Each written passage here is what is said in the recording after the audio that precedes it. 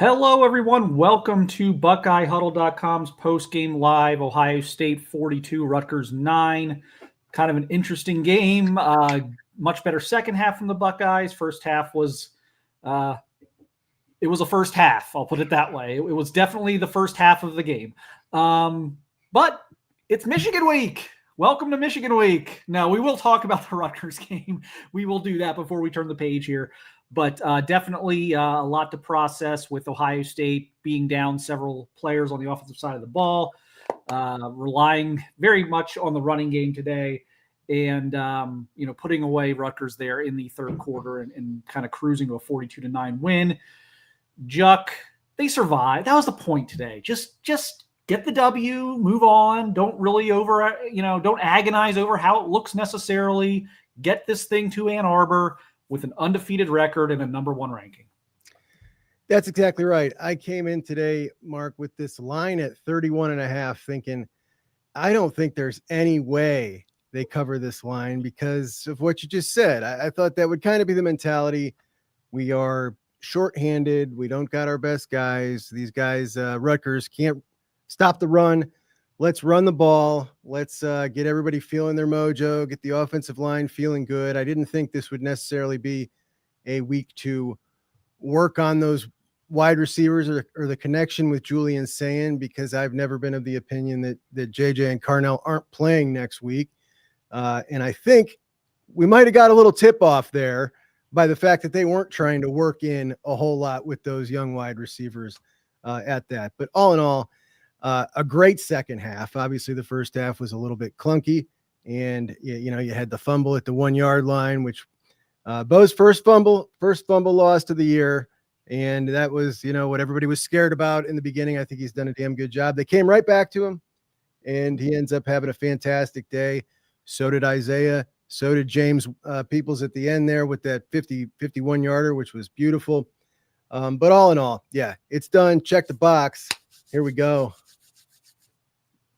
Yes, it is. It is officially Michigan week. But yeah, it was like you said. I think clunky is a very good way to describe the first half.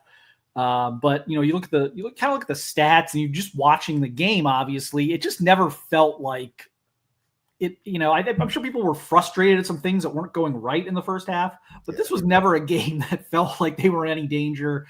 Certainly Ryan Day didn't feel they were in any danger the way some of the decisions he made, getting Kienholz in and out of the game, and again, David Adolph being part of the game plan was something. But yeah, it just get to the Michigan game. I agree. I don't have any reason to believe that we're not going to see Jeremiah Smith and Carnell Tate next week. Be interesting to see. I'm sure Ryan Day is going to be asked that after this game. We will have his press conference live as always. But yeah, a very, very Vegas-y backdoor cover. The line had dropped like 3 or 4 points, and you're thinking, oh yeah, you want to get on that side of it and get the 31.5. And then James Peoples says, no, you shouldn't have bet against us. But the defense dominated again. The 9 points is almost, if you can have a misleading 9 points allowed, there was a misleading 9 points allowed today. Great I think point. At one point in the midway through the third quarter, Rutgers had like 80 yards of total offense. Defense continued to do its job. Buckeyes were able to rotate in at linebacker. One thing I like, they played Jermaine Matthews a lot in the slot today, and that was going to happen regardless of the injury to Lorenzo Styles Jr. That was already happening early in the game. So Devin Sanchez basically got to play a full game out there on the outside. I think that's valuable. I think so too. I mean, it's really interesting as well because, he had a kind of a rough couple of plays last game, and you come right back to him. We believe in you. Let's go, which I really like. I really like that. But, to that defensive performance, these guys have been so good all year and so smothering that there was a point there in the first half. I got a text from my brother. He's like, gosh, the defense is playing terrible because they were giving up a little, a couple of first downs, yards here and there.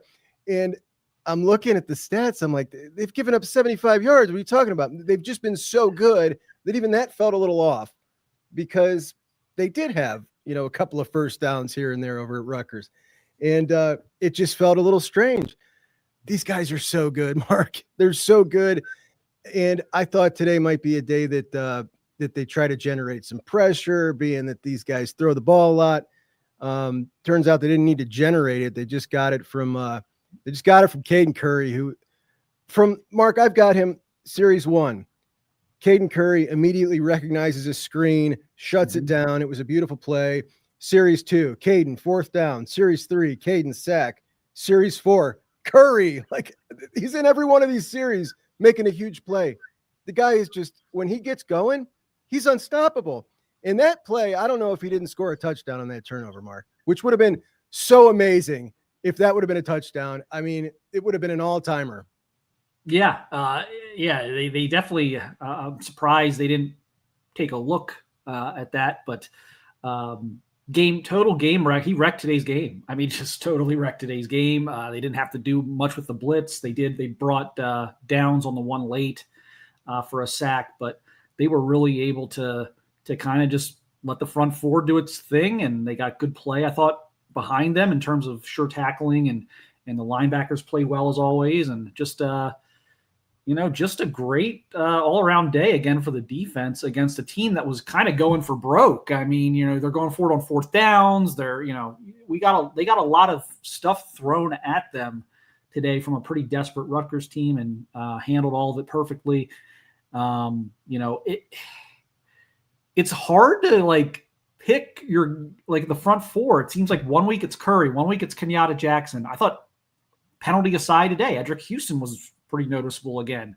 Mm-hmm. They're just getting, there's been weeks where Cade McDonald was unblockable. He wasn't, today wasn't a super noticeable day for him, but he's had games where he was just, unstoppable. I think it's very hard to defend or to attack this defense because you don't really know who to attack.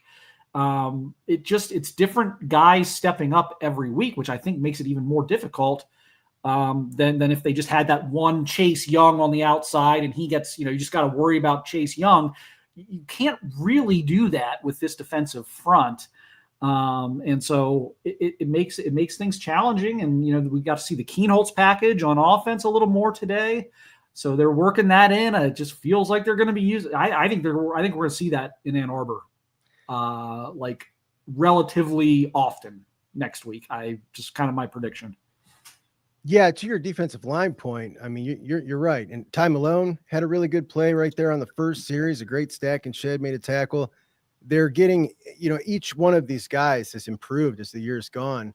As years gone on, Edric, obviously, he's now playing good. Ty Malone is he got better every doggone game this week.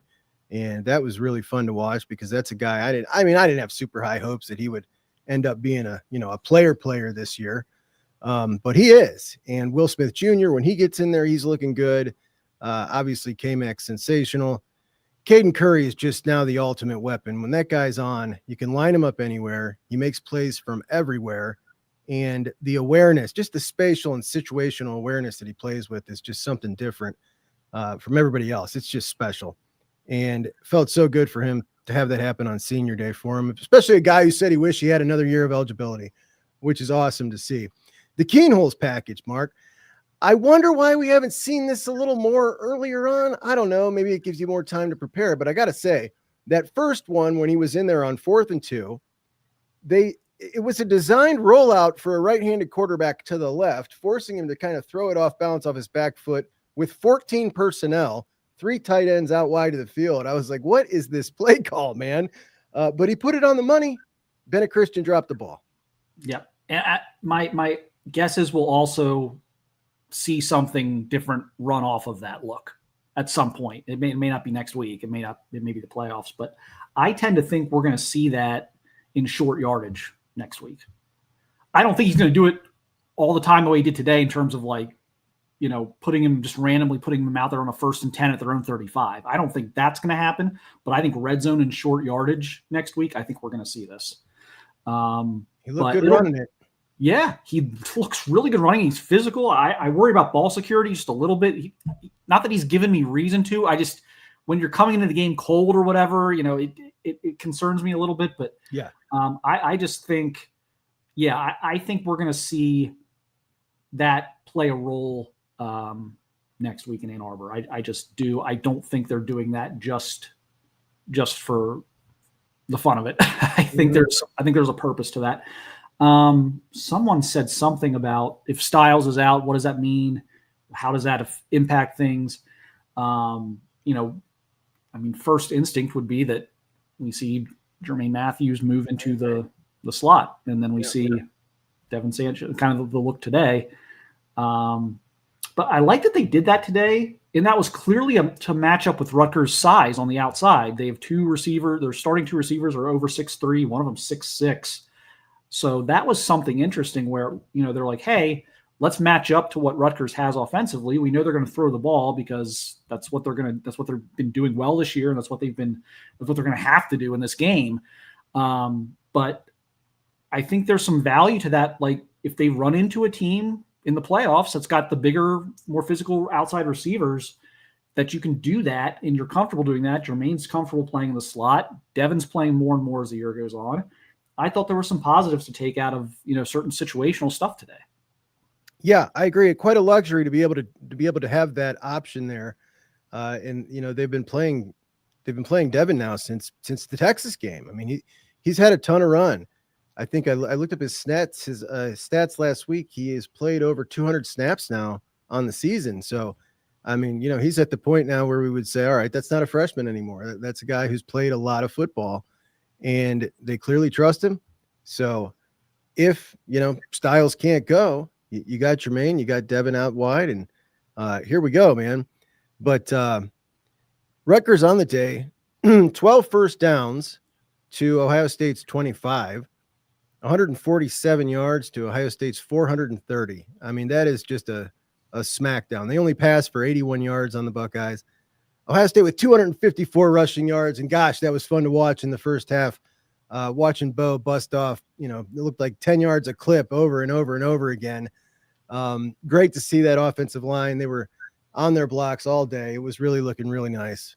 Obviously, we know this is one of the worst rush defenses in the Big Ten, but it's still nice to see. It gives you positive mental vibes heading into the big one. Yeah, anything that can build confidence is a good thing at this point in the year. I think I read someone posted on Twitter, and I don't remember who, unfortunately, so I apologize for not crediting them, but I think I read that Bo had 8 carries over 10 yards today. It's like we got Bjork. No, we got Ross Bjork. Yeah.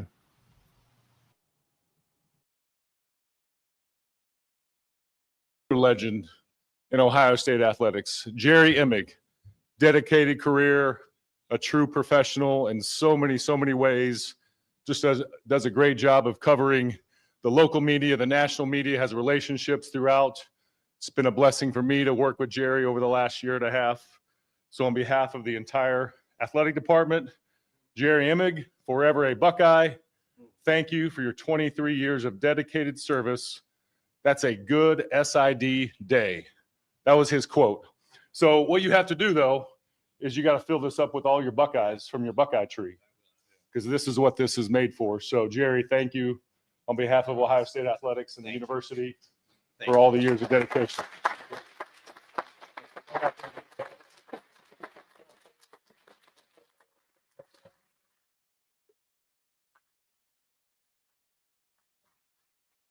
I'll just, I've already had my little chat with you guys, but I just want to say I feel like the most fortunate person in the world. I've got family, I've got faith, I've got friends,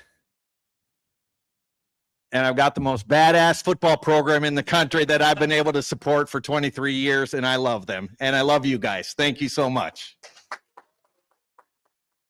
Let's go 6 more games for Jerry. 6 more games.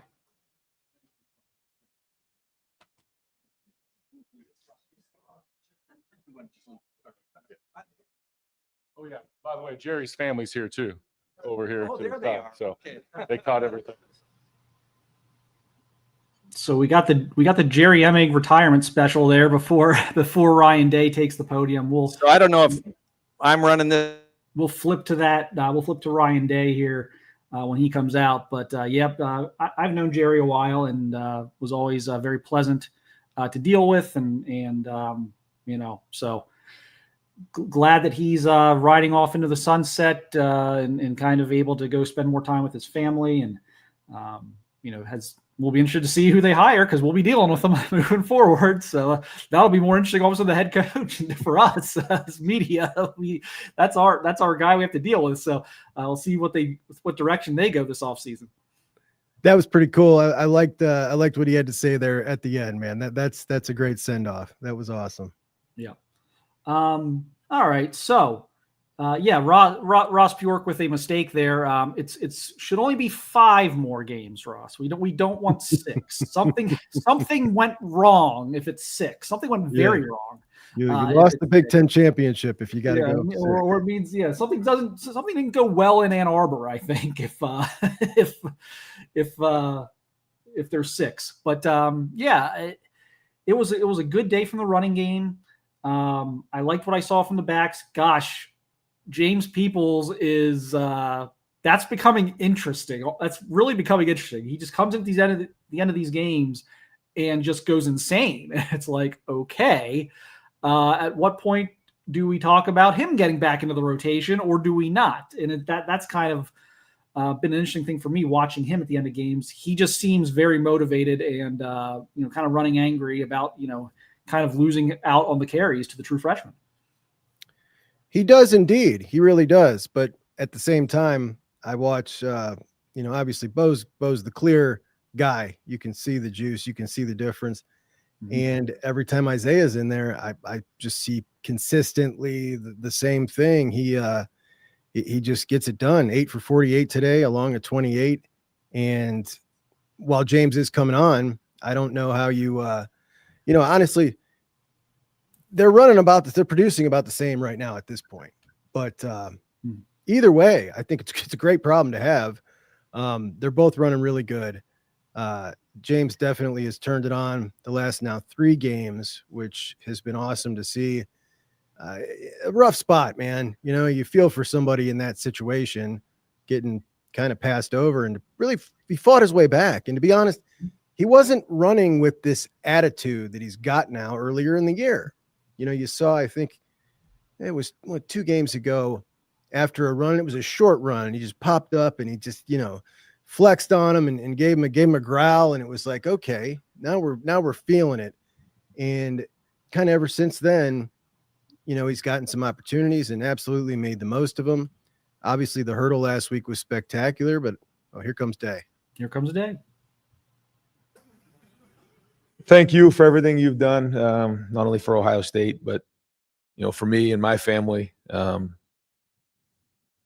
think about when we made the transition from being an assistant to the head coach and all the different things that, we've had to navigate along the way, and you've always been steady and fair. And, you have the respect of certainly everybody you work with, but I know everybody out here as well. So I just want to make sure, publicly, I thanked you for everything you've done. So thanks, Jerry. Appreciate it. Thank you very much, Coach. Yep. Thank you. We'll move over here to the right, Austin Ward. Don't imagine you will update much on the status of Jeremiah and Carnell, but just playing without them, what did that do for your offense, and how difficult did that make the week of preparation to try and put together a plan without them? The only thing I'll say really is that, they are day to day, and, the staff and those guys are working really hard, to get ready to play next week. Over here to the left, Joey. No, but sorry, but I'm just, just talk about the week and everything. I felt like, the guys had a really good week of work in terms of focus, and it was an opportunity for guys to step up in different ways. And so, whether it was defense, special teams, or on offense, nobody really flinched. Everyone's like, come on, let's go play. And I think that's been sort of the approach of this team and this coaching staff. So, it'll be the same way this week, and those guys are going to fight like heck to get back on the field.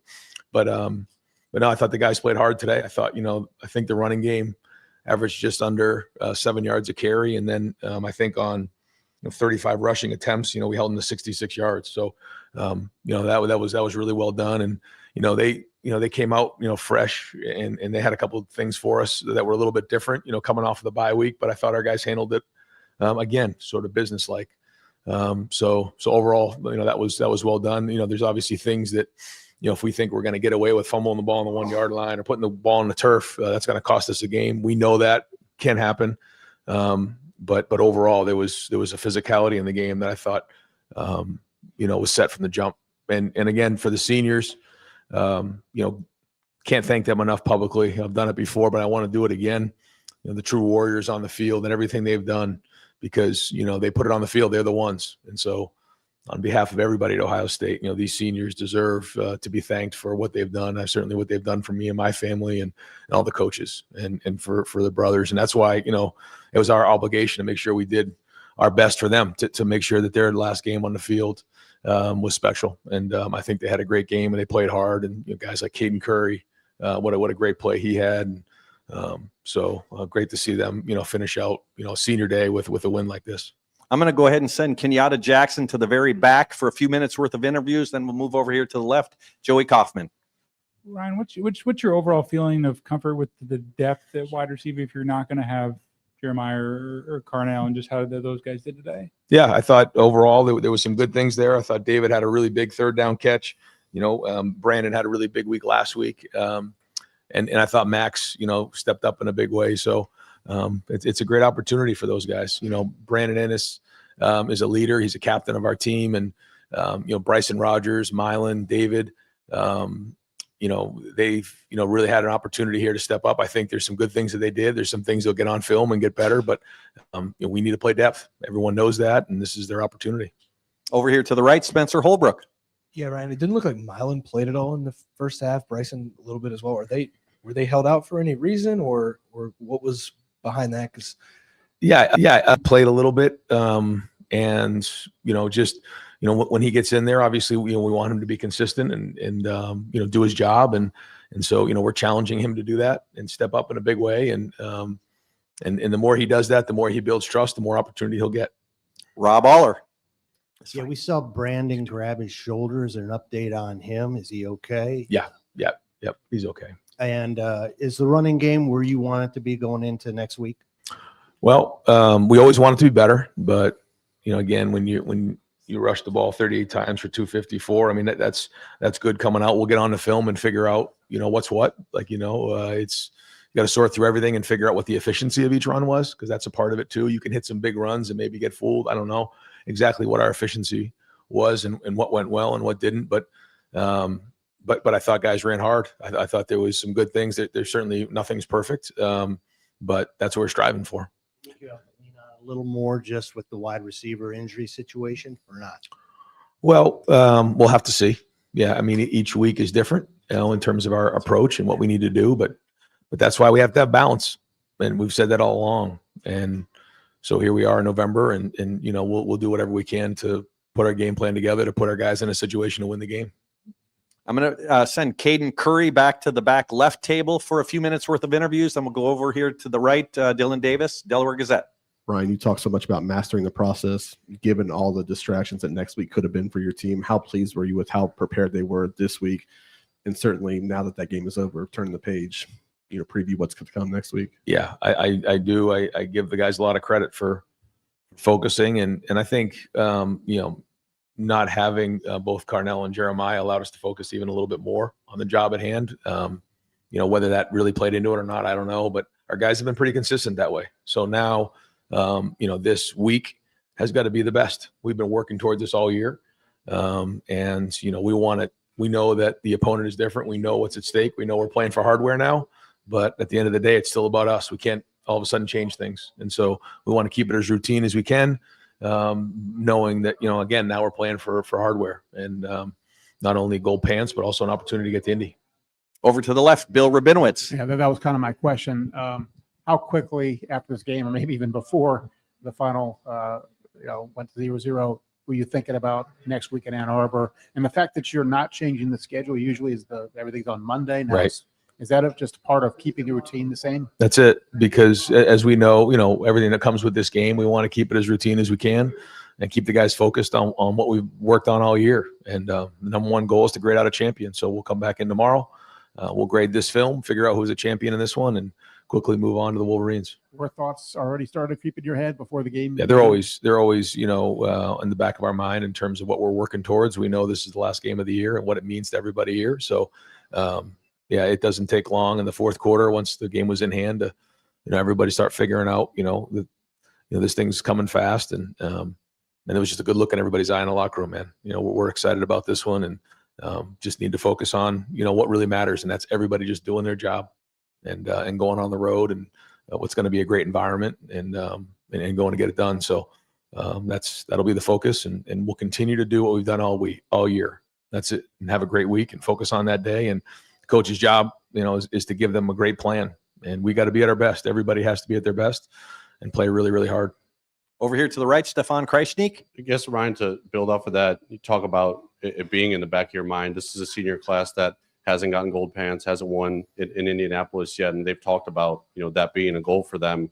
What have you thought of the way they've kind of compartmentalized that, throughout these weeks to get to this point and understanding what they had to take care of in order to get gold pants, get to Indy, and all the rest down the road? Well, yeah, you've heard us talk about this, really focusing on the process, because it's easy to just say, I want to get to the last game of the year. But if that happens and you get distracted, you can get upset, and then all of a sudden your season could take a turn bad. I feel like we've focused on us. I felt like, we've been consistent in our approach. And so now but that's all, in preparation for this week. And so we have to continue to do that very thing. And that's what it's going to be. But yeah, to your point, I think when we talked about, chopping wood and carrying water from the jump, like that's what this was about, was to making sure that we weren't just saying, hey, let's just get to the end of the year and everything that comes with it. And so now we go. But along the way, when you think about how fast the season's gone, it seems like it's gone really, really fast. But then again, you think about that first game against Texas, and that seems like a year ago, just how different this team is now from when it first started. And so, all the work that we've put in is now, got to show for us. And that'll be the focus this week. Bill Landis over to the left. Ryan, the last time we saw the offense with Carnell and Jeremiah was a Penn State game. You guys were explosive, surgical, just sort of what you are when you're at your best offensively. What is your confidence level that you can get back to that with those guys being sidelined the last couple of weeks and not having just the momentum going into this game next week? Well, we'll figure that out once we know what the status is, but the ultimate goal is to win the game, and that's it. And, we're going to do everything we can to win the game based on what we have, and we'll just go from there.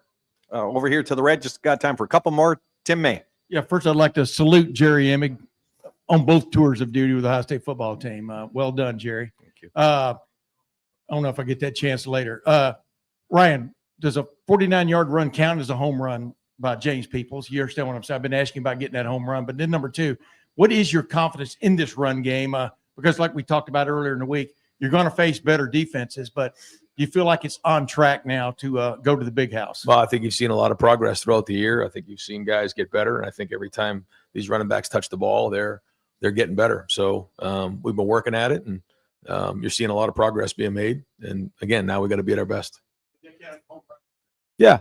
I mean, a 50-yard run for a touchdown is a big hit. And when you get explosive runs like that, but it takes execution. I thought on that play, our right tackle, Justin Terry, and Jelani Thurman did an excellent job coming off for the second level. And then Nate Roberts did a really good job on the secondary guy. And then we made a guy miss in the hole, and that's how it works. You need great execution, but you got to make a guy miss. So I thought our O-line did a decent job at, for the most part, of getting guys to the second level. There was some things that we got to, hit cleaner, but that's part of the run game as well. And when we get, positive plays in a run game and we stay on schedule, then, that's when we're at our best.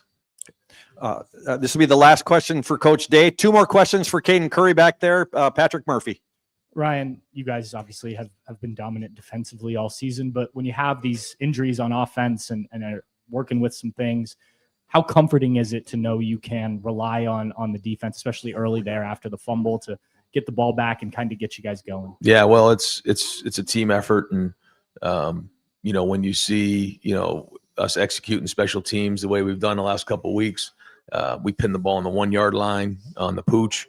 That all matters. And when you're playing team ball like that, yeah, they work off of each other. And yeah, certainly, as when you get turnovers like that and the ball's on a 1 yard line, and even though we made that an adventure, that's team football. And, it's offense's first job to take care of it, and then run the ball and then become explosive and then, score touchdowns in a red zone. And when your defense is playing well, it certainly helps. But each game is its own story, and we need to be at our best in all three phases and get a team win. Coach, thank you very much.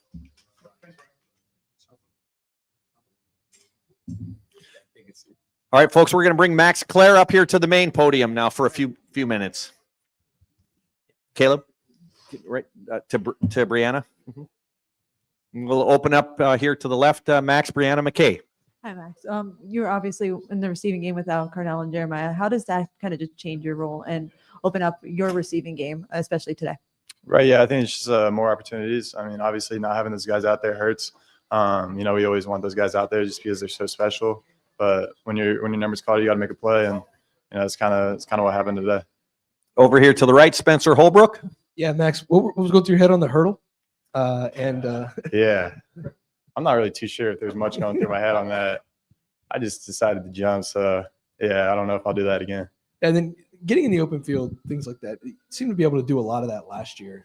With the way that your role has changed, how good did it feel today to be able to kind of see yourself in open space a little bit more and get a few yards after catch? Right. Yeah. No, it felt really good. That first one, I was out there in the middle of the field, and I don't know, it felt kind of awkward. I haven't been out there like that. Kind of blew a tire on that one. That's what it felt like. At least I don't know if it looked like that, but it felt really good though.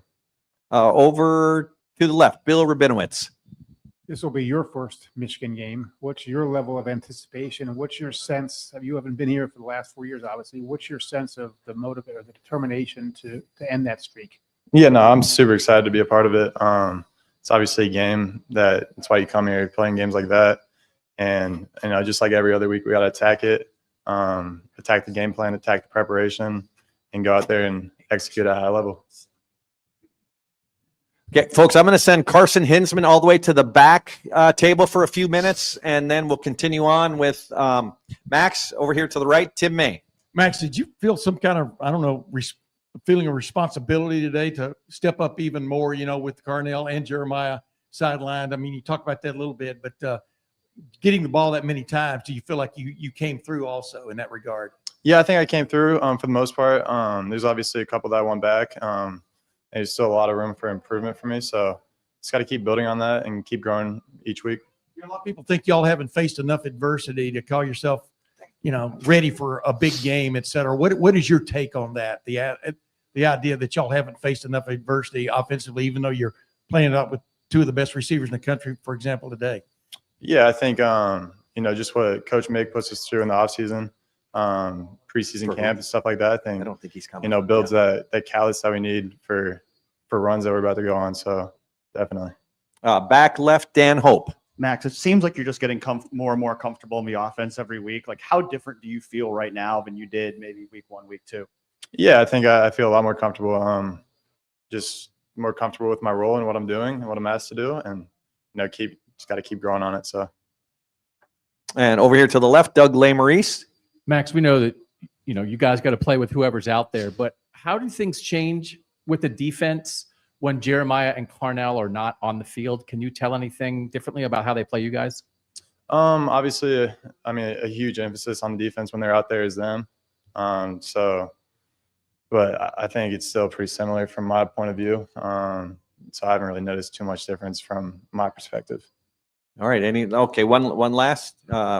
Jeff, go ahead, please. Yeah. Having a defense at your back like you guys have this year. I mean, this is probably as good a defense as you've ever been your back. What's that been like for this offense? I mean, I know you don't take it for granted, but how has that helped you guys as an offense? No, yeah, it's definitely special to have a defense like that. And it only helps us. I mean, we have so much confidence in them and, what they're able to do on a week-to-week basis. And, that gives us confidence to go out there and just let it loose. Great. Max, thank you very much. Appreciate it. That's it. Yep. And that's going to be it, folks.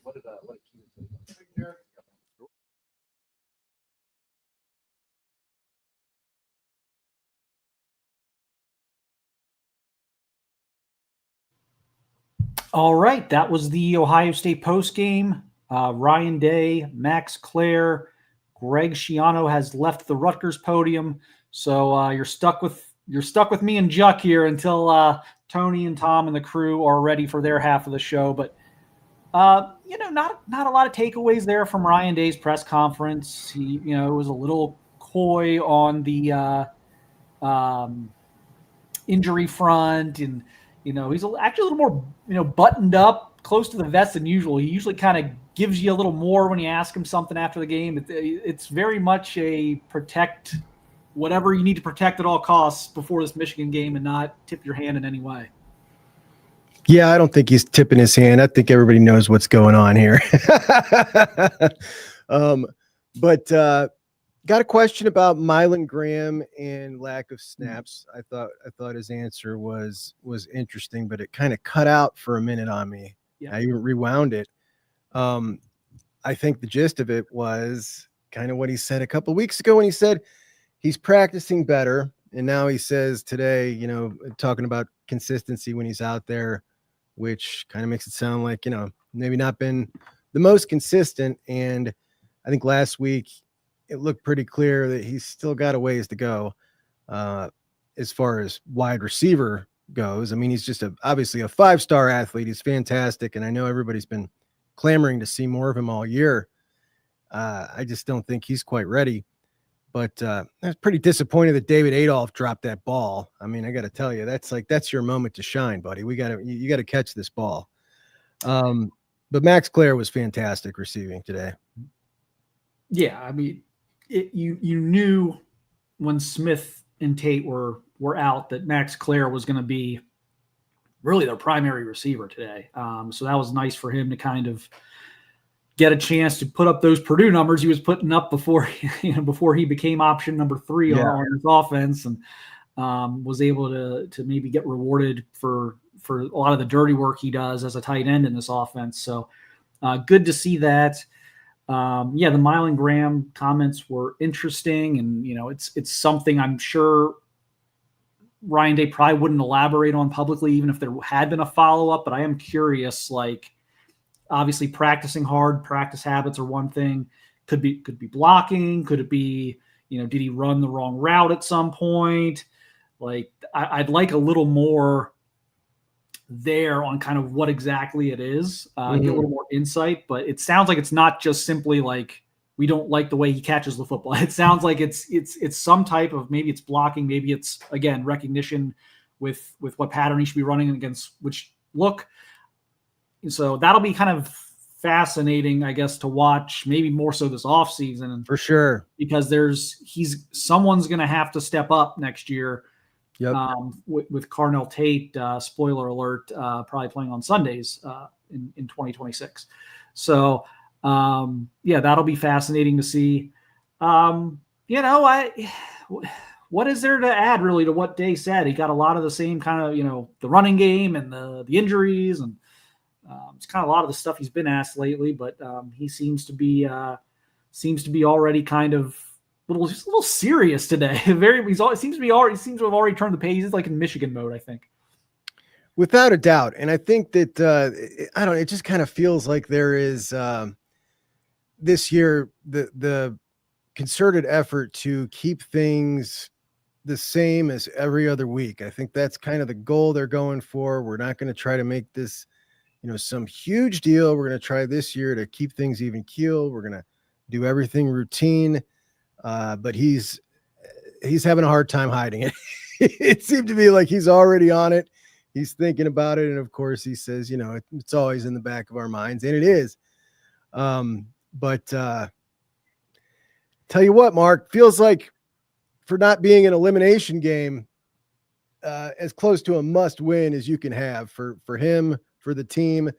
Obviously it spurred them on to this huge motivation last year. I don't know if you can duplicate that. This is a massive, massive game. And somebody said to me the other day, all the pressure's on Michigan. I totally disagree. They've got pressure. They can make the playoffs if they win, but this one's got huge stakes for Ohio State, just mentally, psyche wise. This one's massive, man. It's massive. Yeah. I mean, look, if Ohio State loses to Michigan next week, they're in the playoff. There's no concern about that. They'll be highly seeded. I mean, would they lose a first round bye? I think that's very possible. But at worst, you're hosting a home game. But you're right. It's the mental component. And I would argue, you mentioned not being able to duplicate last year's, motivation from losing. One, I completely agree with that. But two, I would argue winning that game could have a similar effect to how losing that game last year had. I think winning that game would be like this just confidence, like exuding type of victory that would propel this team to just, we're slaying all the dragons. I think that could have a really interesting positive effect from a psyche standpoint, a motivation standpoint. And it's going to be interesting. I agree that it's hard to call it must win because that you aren't missing out on the playoffs. But I agree. I think it is. I think they have to win this one. I really do. I think they have to win this one. And I think they will, but they got to do it. And, they should have done it last year. There's a couple times. I mean, this has not been a thing where they've walked into these games with, the lesser of the two teams or anything. It's been a very weird stretch of this rivalry. There were games in the 90s where they weren't the better team, in my opinion. Of course, there were a couple ones along the way where they should have won, but like in that stretch in the 90s, there were games where Michigan was just a better team that year. Yeah. And I just haven't felt that way about this recent stretch. So for the most part, so like there's a weird dynamic at play here, but I agree. I think that's helped them stay focused this year. I'm shocked they're undefeated right now.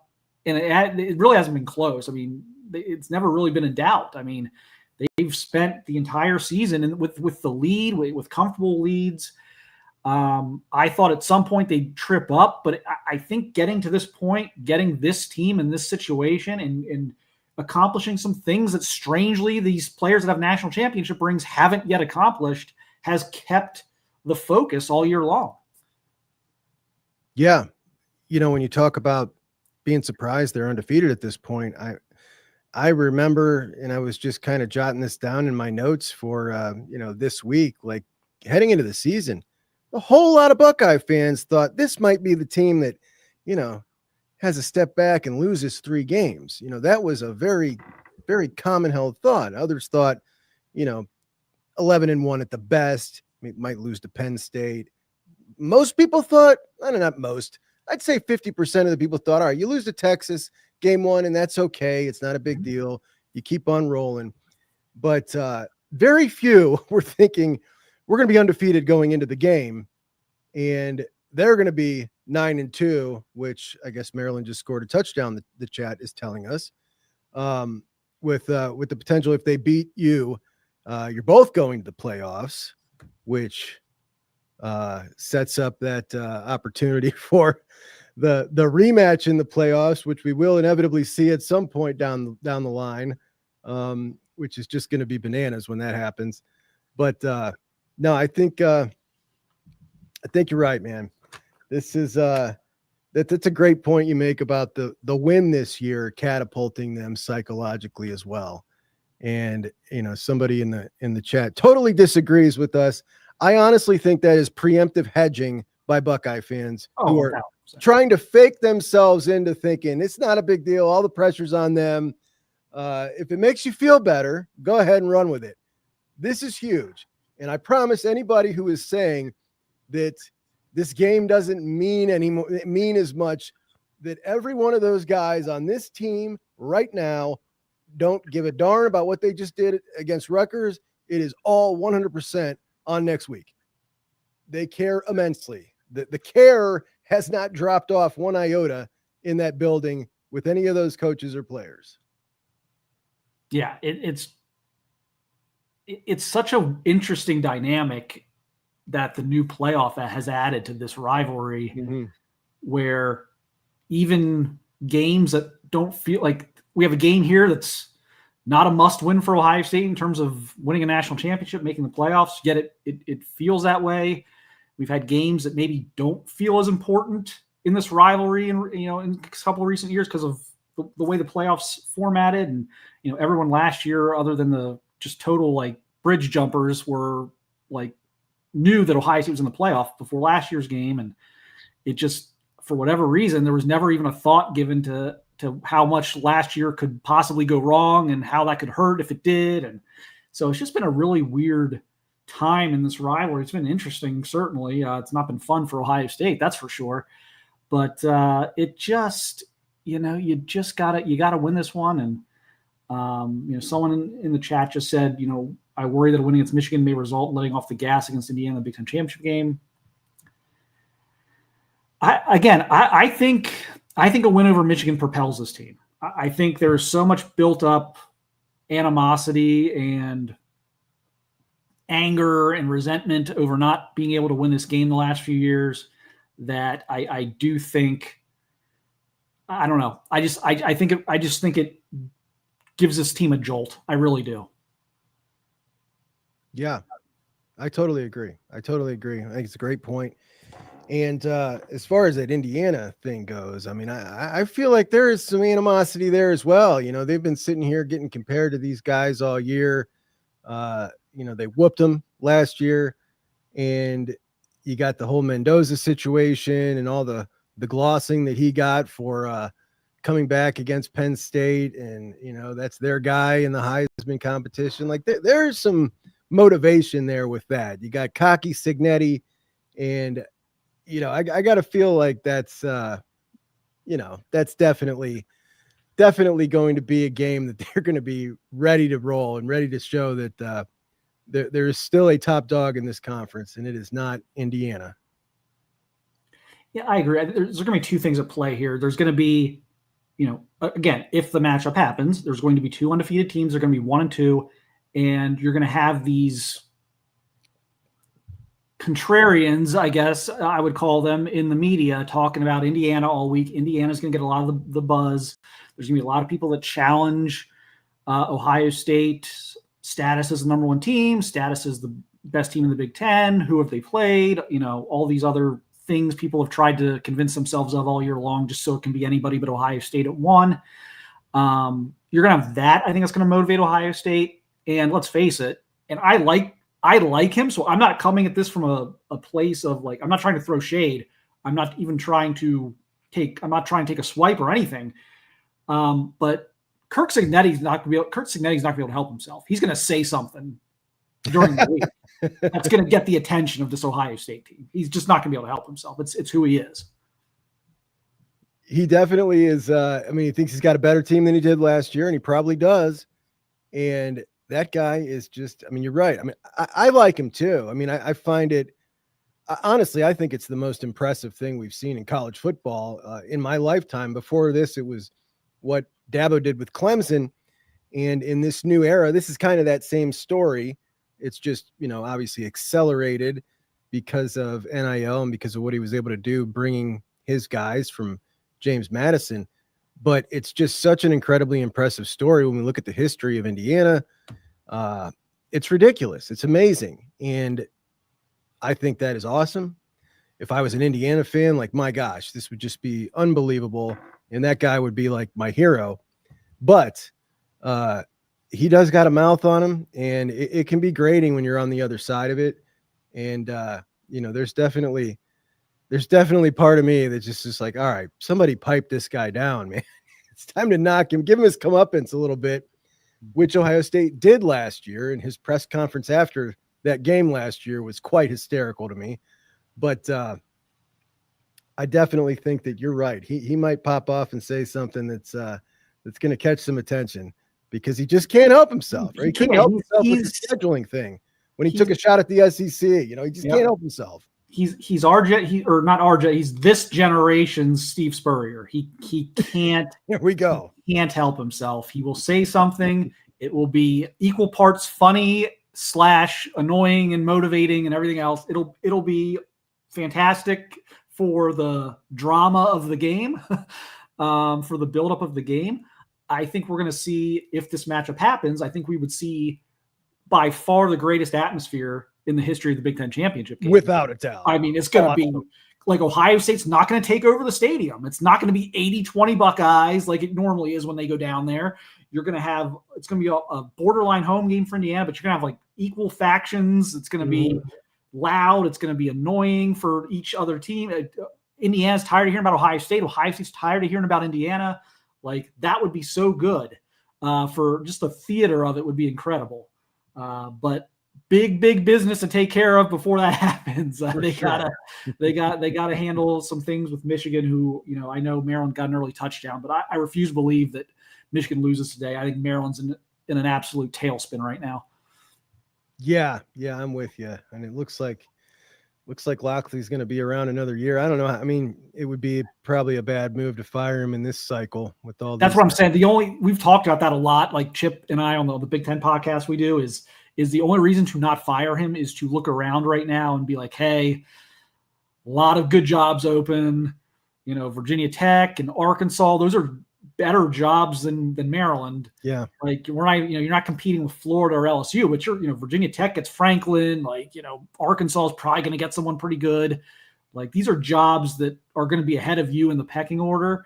You may want to sit this one out, and next year's cycle may be a lot more kind as far as the candidates. Definitely feels like it, but I don't know. It feels like they've held on.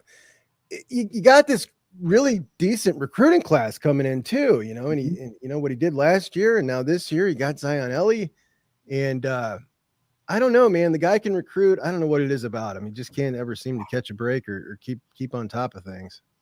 Yeah, and you also got to worry, like if you fire him now, and this is why Florida didn't fire Napier last year, which is kind of funny in hindsight now, but right.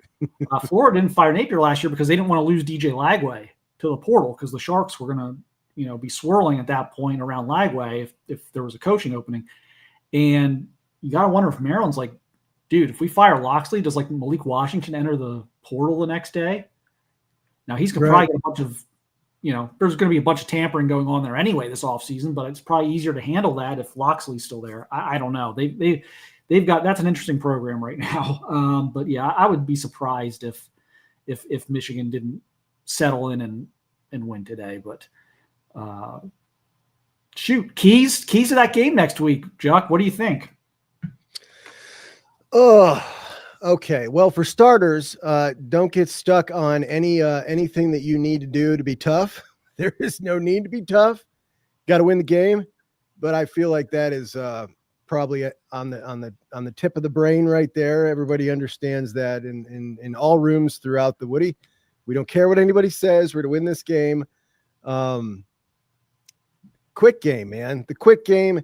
Keep the chains moving. I don't think you need to worry about it, trying to get any explosives.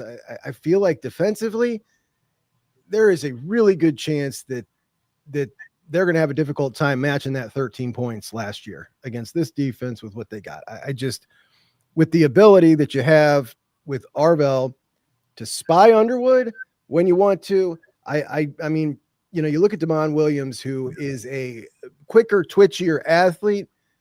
What Underwood has on him is physicality. So we know Arvell can keep up with him, and he could certainly bring him to the ground. He's not running over him.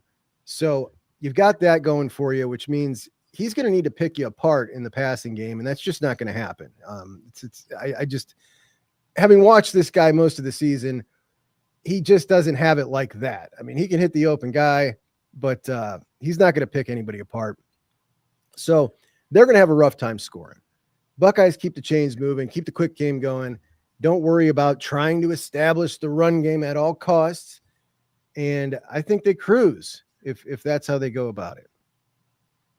Yeah, I mean, I'll say the same thing I said before the Georgia game a few years ago and before the Michigan game last year. They did it in the Georgia game. They didn't do it in the Michigan game last year, which is don't worry about the noise.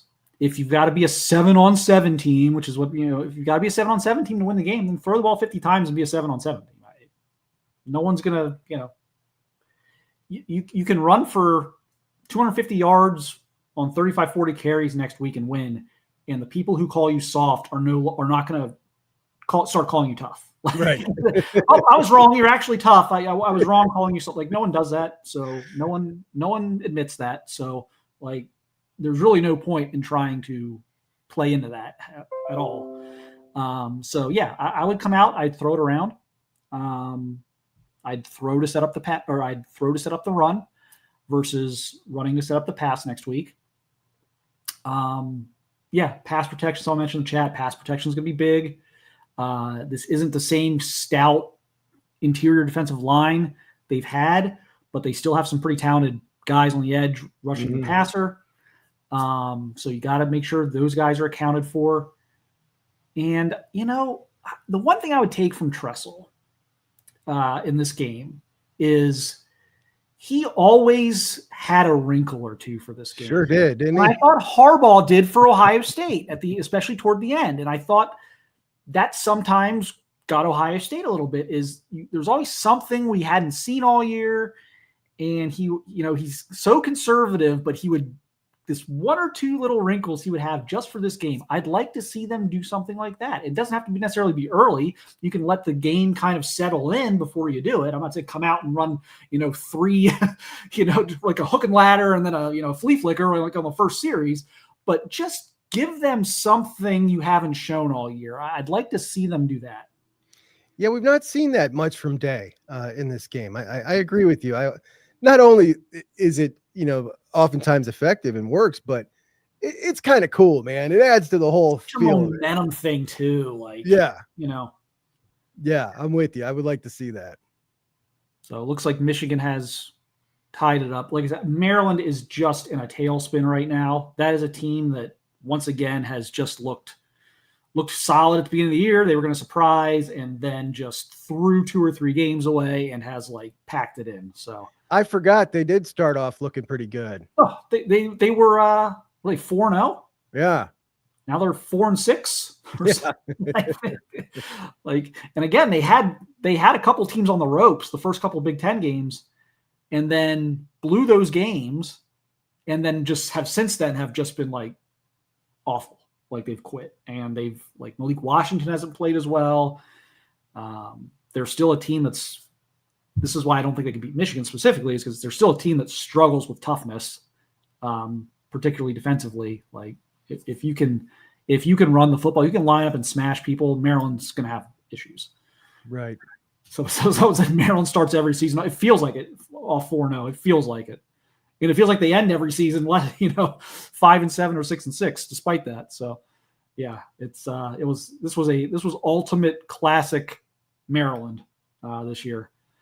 We could not pass block against Rutgers. There were a few breakdowns. I didn't think it was egregious.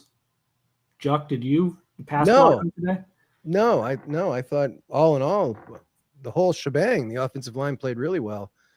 There was some designed rollouts that maybe appeared like the pressure was getting through, but I didn't think that pressure forced it. Maybe I don't know. I didn't see a lot of pressures at all. I have to look at those advanced stats, but no, I thought that they pass blocked pretty well. Yeah. At the end of the day, Sam been sacked 4 times this year? 5 times? It's under 5, I believe. Yeah. And I know he does a great job, getting rid of the ball quickly, but that's pretty nuts. I think, I would be more concerned, I guess, against Michigan specifically is that right side, man. Can they run the ball? Can that right side hold up in big moments? That'll be something to watch. Can they keep the Tegra focus and not make Tegra out there? Is it, do they, they've held out Padilla, who they claim has been close. Does he factor into things next week? I thought Van Sickle played well last week. I didn't really. He was in today. I did catch him. I didn't see much of him though. It seemed like Clipper was out there a lot. But yeah, I thought that Padilla would be back today, and I kind of thought that we would see when Day said, "Well, we're only going to probably use 2 of them," that we might see Padilla jump right back into that. Mm-hmm. But based on Gabe's performance last week, who knows? I don't know. So I guess we don't know if Padilla was ready to roll or not. Really, Maybe it was just Gabe who was playing over him. Yeah. I would think, well, I would think we see some mixing and matching over there next week as well. But yeah, I'm not, they don't have a Mason Graham this year. I don't know that they even have a Kenneth Grant. They do have pretty good edge players. Jayshon Barham's the only guy that concerns me. He's really good. Derek Moore's pretty good, but they're outside guys. One of them's going to go against Saravel, who's just been, dude. I mean, he's been so good in pass pro this year. Like, it's nuts how good he's been in pass pro this year. So like, I'm not super worried about that. I'm worried about. I think there's two things. I'm worried about, first of all, a repeat of last year where the scheme offensively is like, wait a minute. And I've had people who were at practice that week tell me that they were even more shocked than I was about it, because it didn't feel like that's what they practiced all week. Like, they just totally decided on game day to play that way, which was stunning. So that's something. And then this will sound dumb, but I do think you can want something too badly to where it impacts your brain. Like, I think you have to keep an even keel, if you press, that's when mistakes can happen. So I just think, again, don't press and be who you are, and don't try and do anything special.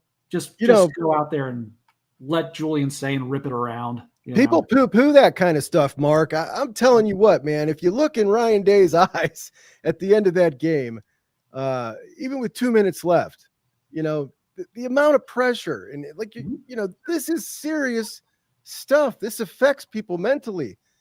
We heard the guy put this in the same category of how bad it is. And he mentioned losing his father. This is serious stuff.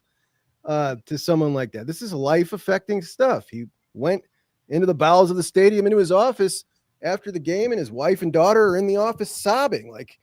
This means a ton to this dude and everybody involved. So absolutely, you want something too bad, and that can screw. I mean, there's so many intricacies to it. I think that's what makes it so great and so interesting to talk about. I've thought since the end of that doggone game, if they can run through the gauntlet and win the national championship, the weight will have been lifted off of his shoulders. He will have delivered to his team, his university, his state, something nobody can ever take away from him. And the next time he lines up against these guys, there will be an element of freedom that he will coach with that is just different. And I'm sticking to that plan. Yeah, we'll be I think we'll have a few conversations about this week. I'm sure we'll be on here quite a bit talking about the game. It's at Michigan tied it. I don't know what the latest is there, but yeah, and Oregon's up 14-7. Do you want Michigan to win this Maryland game? I do. I can't ever root for them when I'm watching, but yes, ultimately I do want them to have that playoff on the line. I want the stakes to be as high as they can. Yeah, because I don't know. I actually think a 3-loss team is going to get in the playoff this year. I mean, we'll see how it plays out, but I think it's very possible a 3-loss team gets in the playoff. But I think Michigan's going to get kind of blocked by even among 3-loss Big Ten teams. Yeah, they don't have good wins. I think Michigan would get blocked by USC. Yeah. Let's say USC loses to Oregon today and then beats UCLA, and then they're a 3-loss team with the win. I just think I think Michigan's out. Yeah, their wins are they just don't they don't have the wins. Yeah. They don't have they don't have the quality wins. They don't have and even they have wins that are like the Northwestern game last was so unimpressive. They have to win to get in, and so you're kicking them out of Indy. You're kicking them out of the playoff. I don't know. That matters. I want their hopes up going into that. Yeah. I want them to lose as much as possible. Especially because some of these losses have been so costly to Ohio State, right? Where it would feel like, okay, there's some level of revenge or some level of oh, now we've done it to you now. I don't want to hear them saying whatever. We weren't going anywhere anyway. Right. I don't want to hear that. Right. Yeah.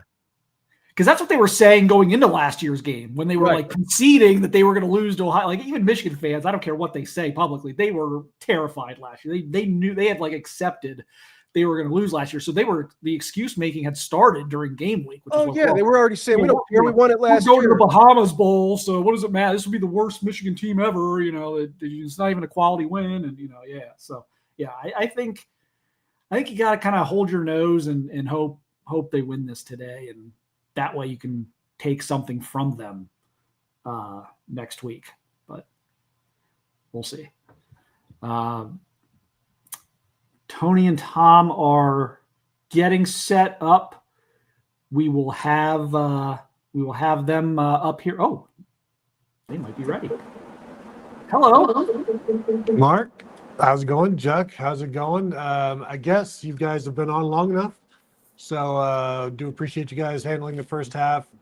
And we will bid you adieu. Thank you, Mark. Thank you, Chuck. And Thanks, guys. we will talk to you guys later. Hello, everybody. Welcome to the Buckeye Weekly Podcast. I'm Tony Gerdeman here, as always, with Tom Orr. Tom, how's it going? I know, Tony, everyone's going to want to talk about that Rutgers game so much for so long, but I do feel contractually obligated to remind everyone that it is now Michigan Week. It is now officially Michigan Week. Welcome to Michigan Week, the beginning of wall-to-wall coverage of Ohio State at Michigan this Saturday, Tom, if you did not know, 12 p.m. on the Fox television network. Just like Rutgers. So is it as big a game as the Rutgers A little bit bigger than Rutgers. Yes. So we will. I don't even know how much to talk about this Rutgers game. I'd rather just talk with the people. If you got some super chats from in there, you got some Michigan questions. This one, to just maybe sum this one up. Boy, that was pretty weird, huh? With the way they're playing the quarterbacks and not having your four of your top 5 or 6 receivers. And still 42-9 because this Rutgers defense is maybe the worst run defense I've ever seen from a Big Ten football team. Yeah, it was a game that ended up exactly more or less where we thought it was going to end up. I think it was like 34-13 and 38-14 or something like that. And it was, basically right about there. But you got there in such a weird way where you had as you said, there was at one point when Brandon Ennis went out where 5 of their top 6 wide receivers were injured, unavailable, not playing because ... reasons ... Kind of a weird game. They were able to run the ball as much as they wanted to. It was fine. It was, how many times on the pregame show did we talk about the fact that, boy, this is probably going to be a stupid, annoying game, and I'm going to give us 100% A+ on that assessment. Yeah, the first clue was us telling you, but then the second clue was fumbling at the 1 into the end zone. And like, oh, this is what they meant, and then so it could have been much worse. Both teams fumbled at the Rutgers 1. It was because Bo Jackson fumbles going in on the opening drive. And then Caden Curry gets a strip sack at the Rutgers 1. So and the absolute gong show of a throwback on a kickoff return. Yes, it was not. If it was Brandon Ennis, if he threw it as well as he threw his first one, James Peoples had some room to run. Oh, but yeah. This was not that one. This one, little errant. See, it's not just Julian saying that suffers from accuracy when Carnell Tate and Jeremiah Smith aren't dressed. There you go. So it was. It was a weird one. It was just. It feels like every year we do the game before the Michigan game, and you walk out, up the tunnel at the end of the game. You're like, well, thank goodness that's over. Like it's just sort of, Michigan is playing Maryland at Maryland right now, and we have been at that stadium the week before the Michigan game twice, and both times it was kind of like, well, thank goodness that's over. Now we can talk about something that matters. And right now, Maryland is dragging Michigan to hell right now. It is 7-7 late in the first quarter. So, Ohio State, how happy is Ryan Day right now to have that game over? You and I think, independently tweeted, it is now Michigan week within about 15 seconds of each other because we've been doing this for a while. How happy is Ryan Day to have, okay, you get off the field, nobody got a stupid targeting call. Nobody got a stupid unnecessary injury when the game was 35 points, margin of victory. it was just like, okay, get out, get done, and now it's done. Now it's Michigan week for Ohio State. For Michigan, they still got to deal with the Maryland thing, and then they got to get an airplane and fly home. So Ohio State has probably, I don't know, let's say an 8-hour head start on this week. Well, this is why every Ohio State head coach always prefers the noon game the week before. It just gives you more time, even if it's just mentally, oh, I have more time, I've got the advantage. But yeah, this one, it is what it is. It's out the window, and now you move on. And I wanted to ask Ryan Day, I know you can't look ahead to Michigan, but how much do you look forward to this week? Because this is what you're just building for, and knowing that that's one piece of the puzzle that they have not found in a while, since 2019. And no Michigan wins for anybody on the team. No Michigan, no gold pants, obviously. No trips to Indianapolis for, I don't think anybody was on this team in 2020. So yes, most of the guys on the team won a national championship last year, but they're still missing some key components of being a Buckeye. Yeah, for sure. And we're going to hit a super chat from Mike Ferguson right now. If you want to get in right now, throw in some super chats. Otherwise, we'll probably get to some of the comments and questions later on.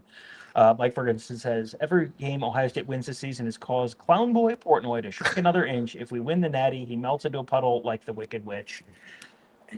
I mean, now you really know who to root for. I will take your word for it. I have gotten the Paul Anka guarantee on the best way to handle that whole situation, and just don't look is my professional advice to you. Yeah, like whenever I don't watch much of the Fox morning show, the pregame show, we're here, but when it does come on, it's like, I can't believe this is, obviously I'm not going to continue watching it, but it's just not interesting. It's just surprising that Fox, a business partner of Ohio State and the Big Ten, would put somebody so blatant on their air and trying to make something of it. If you are upset about it, you are giving them what they want. Right. So the best thing to do is simply to ignore it. Or I proffered another solution earlier in the year. We don't need to go back to that. Dive into that. Devin Paul says, is the bestest extracurricular seen and loved by America and the Death Star, aka Tony and Tom. Appreciate you being here. So we'll had a number of good folks stop me on my way back into the stadium this morning to say hi. I say back into the stadium because my first walk in, I forgot my tripod, so then I had to go back out to the car, go back to the stadium. You were just going to walk back and forth from here to the parking garage until someone stops. Right, until I get noticed. Thank you. How important please, I don't have time for this. I'm just glad you're not wearing your white cowboy hat. It's like, I don't have time for this. And they're like, I've seen you walk by 4 times now. Maybe you have work to do? You most certainly do. Yeah, it was, this is, do we want to talk about this game at all? Or are we just really? Let's go ahead and, I'm ready to talk about Michigan. We've got a lot of Michigan talk. I mean, if there are super chats about Rutgers, let's talk about the receivers. Yeah.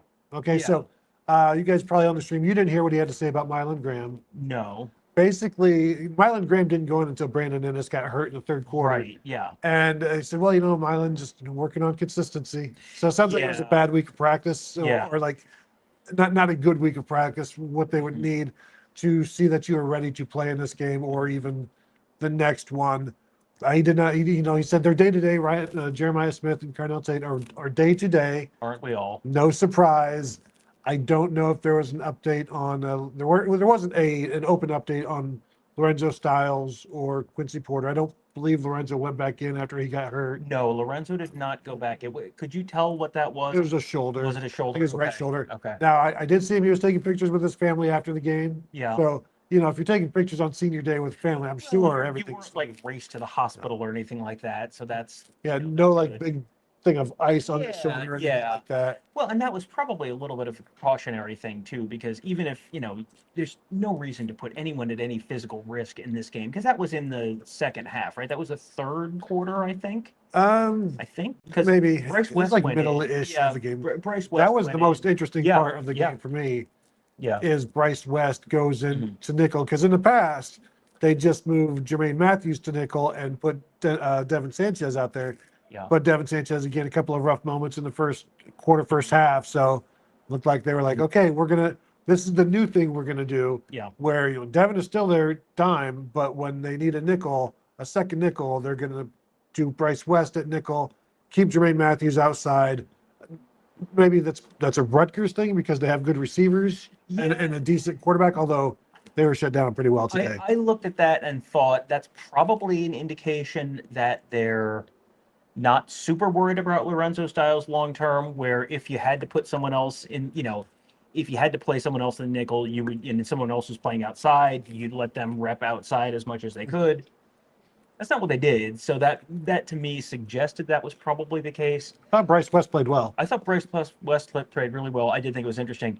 Lorenzo Styles goes down. What does Rutgers do on the first play? They go at you. I mean, it is find the fish. 100 times out of 100 in college football, they threw right at him. He had reasonable coverage. I think it was Jermaine Matthews might have been there as well, and the pass was not perfect. So and they do the same thing with Devin Sanchez. And you look at the Ohio State defense, and you're like, well, I can't blame you.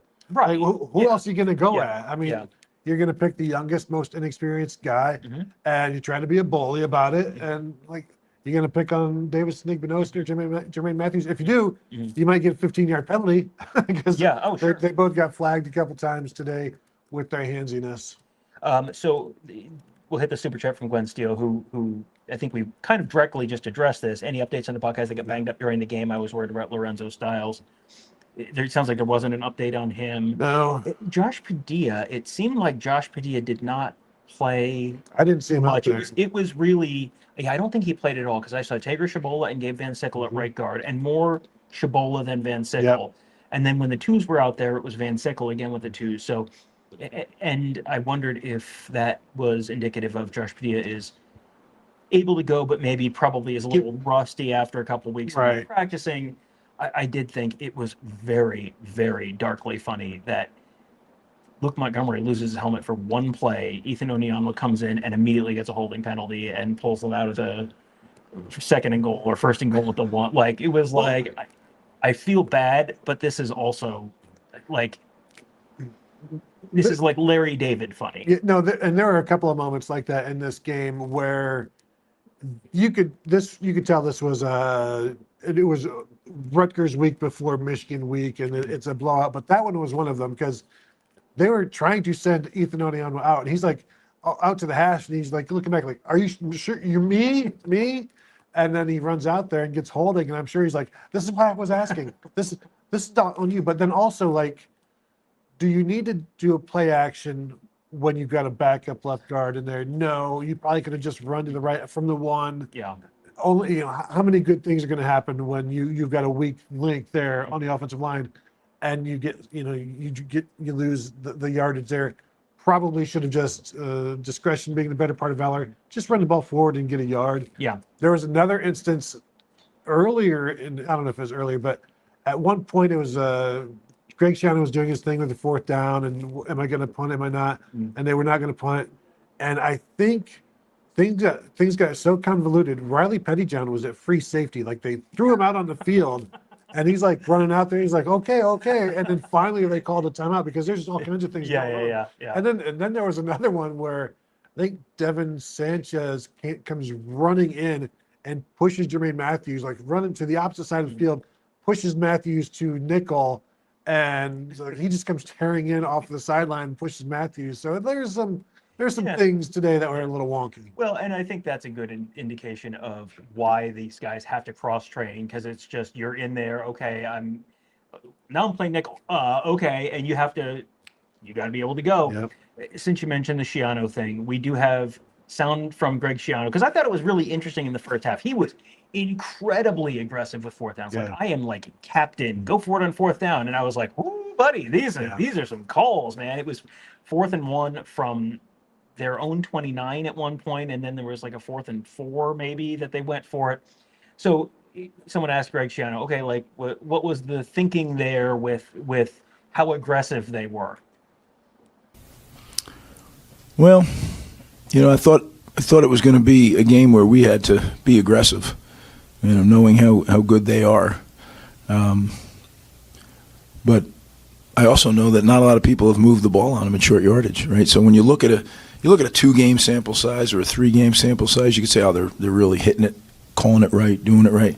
When you look at a 10-game sample size and there's not a lot of conversions there, you have to. But we felt like the risk was worth the reward because we needed to keep the drive alive, and we did. I thought there was things we didn't then, but there were some things that we did that kept the ball in our hands, kept the clock moving. Again, there was a plan to try to get it into the fourth quarter and go win it, and we just came up a little short. So there you go. I didn't have a huge issue with that because Ohio State wasn't going to be punting much either. Right. So I get it. It's just how many times have we seen? I mean, Penn State came in here a month ago, and we're gonna. I don't remember what they're. It was basically burn the boats, but it wasn't burn the boats. It was whatever the. And then they came in and they punted on 4th and 3 from that was the plus territory. It was so. Luke Fickell doing the same thing, like being very like, please, I don't want to win this. Yeah, and Shiano was, I thought this was a little bit probably of Shiano managing the game to look. We got to find out early. Are we going to do this? Or are we not? And if we're not, that's fine. We're not going to waste a lot of time. We're not going to waste a lot of energy. And they found out they weren't going to do it. So, okay, that's fine. And you just sort of move on. It just, the second half of that game was two coaches who wanted that game to be over very quickly. And it was what, 14-3 at the half? And it was still, like, come on. Right. But Rutgers wasn't going to be able to sustain drives, and they weren't going to be able to stop Ohio State forever. Because if, Ohio State ran the ball for 6.7 yards per carry. So that was, James Peoples, 18.3 yards per carry. Lincoln Kienholz, 12.3 yards per carry. I mean, Isaiah West, 3 guys had 20-yard runs. James Peoples along with 49. Bo Jackson, 19 carries, 110 yards, 4 rushing touchdowns on the day. It just, they were not going to, Greg Shiano has been around the game of football long enough to know, you keep your powder dry and try and beat Penn State next week. Mike Ferguson says, I'm going to need Tom to exact some revenge this week by running into a key opponent with a camera pregame. Listen, we were in the angriest post-Ohio State win over Michigan press conference ever. That was Urban Meyer in 2017 after someone whacked into JT Barrett's knee pregame with a cameraman, and he basically gave the every outhouse, hen house, farmhouse, White House speech from Tommy Lee Jones in the one. Oh yeah, from The Fugitive. The Fugitive. Thank you. Yes. So. I will do my very best not to wound anyone on the sidelines at Michigan next week. It is amazing. We talk about like the what ifs in Ohio State history, and Dwayne Haskins going into that game being a huge one, but it all goes back to that random cameraman that probably dressed in, I don't know, Central Michigan gear. Who knows? Ed Orgeron in a trench coat. And it's what? Just. No. You wait. You'll see why I do it. Why the coach will do this. Do you want a Hummer? But yeah, like that one, Urban Meyer was going to retire just so he could find the killer, and did not do so. At least as far as we know. Who knows? Maybe you know how the story about the shoes and feet showing up on the shores of the Pacific Northwest. Shoes, feet, and a photographer's vest. Who's to say? Possibly, maybe. Did I just accuse somebody of murder? Indirectly. It's probably fine. Allegedly. Mike Farino says that doesn't actually, it doesn't matter. Mike Farino says, how's it going, guys? OSU enters the game against Michigan with their opponents having never had the ball with a chance to tie or take the lead in the second half in OSU territory. The only time that anyone even got close was Texas in the opening game, right in the final minutes, and they got the ball to the 48 or something like that. I mean, they got very close to midfield. Never got into Ohio State territory. That's it. And that was Ohio State had a 14-0 lead and just kind of was trying to run out the clock. This is a team, one, that's great. That is a good sign that your season is going well. 2, it's a sign that you haven't really been tested yet, which is going to be, that we knew that was not going to really happen today. My expectation is that they're going to get a pretty good test next week because Michigan is going to throw the kitchen sink at them, because this is not only is it the Ohio State Michigan game, but also it's Michigan does or doesn't make the college football playoff. Michigan does or doesn't have a chance to make the Big Ten championship game. This is you throw the kitchen sink at it kind of game. So, I would expect Michigan to give Ohio State a challenge that they have not really had for. When was the last time Ohio State had a challenge? I mean, Illinois, the game was over when Illinois was moving the ball. Washington, I mean, is it like Texas? Is Texas the last time that they've really had any kind of everyone's heart is in their throat a little bit in the fourth quarter. Yeah, that's the one where that was the last time you're like, there's a possibility here, and there's been no other possibilities. Now the question becomes, Tom, does that fact change this week where Michigan does have the ball in Ohio State territory in the fourth quarter with an opportunity to take the lead? And based on the way things have gone over the last 4 years or so, yeah, I mean, should it be that way? I mean, Michigan right now up 21-7. They're going to come into this Ohio State game 9-2.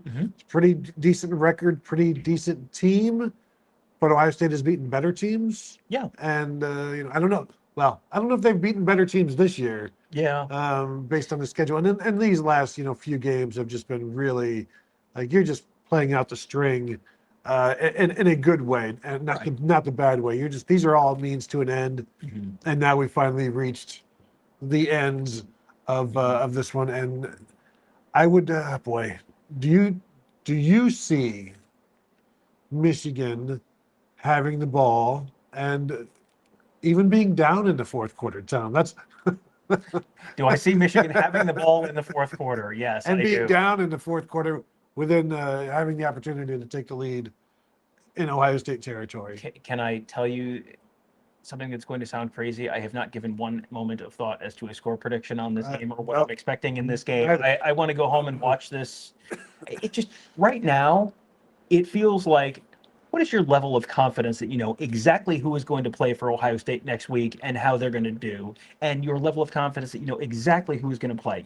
Does Jordan Marshall play and Carnell Tate and Jeremiah Smith don't? Do Carnell Tate and Jeremiah Smith play and Jordan Marshall doesn't?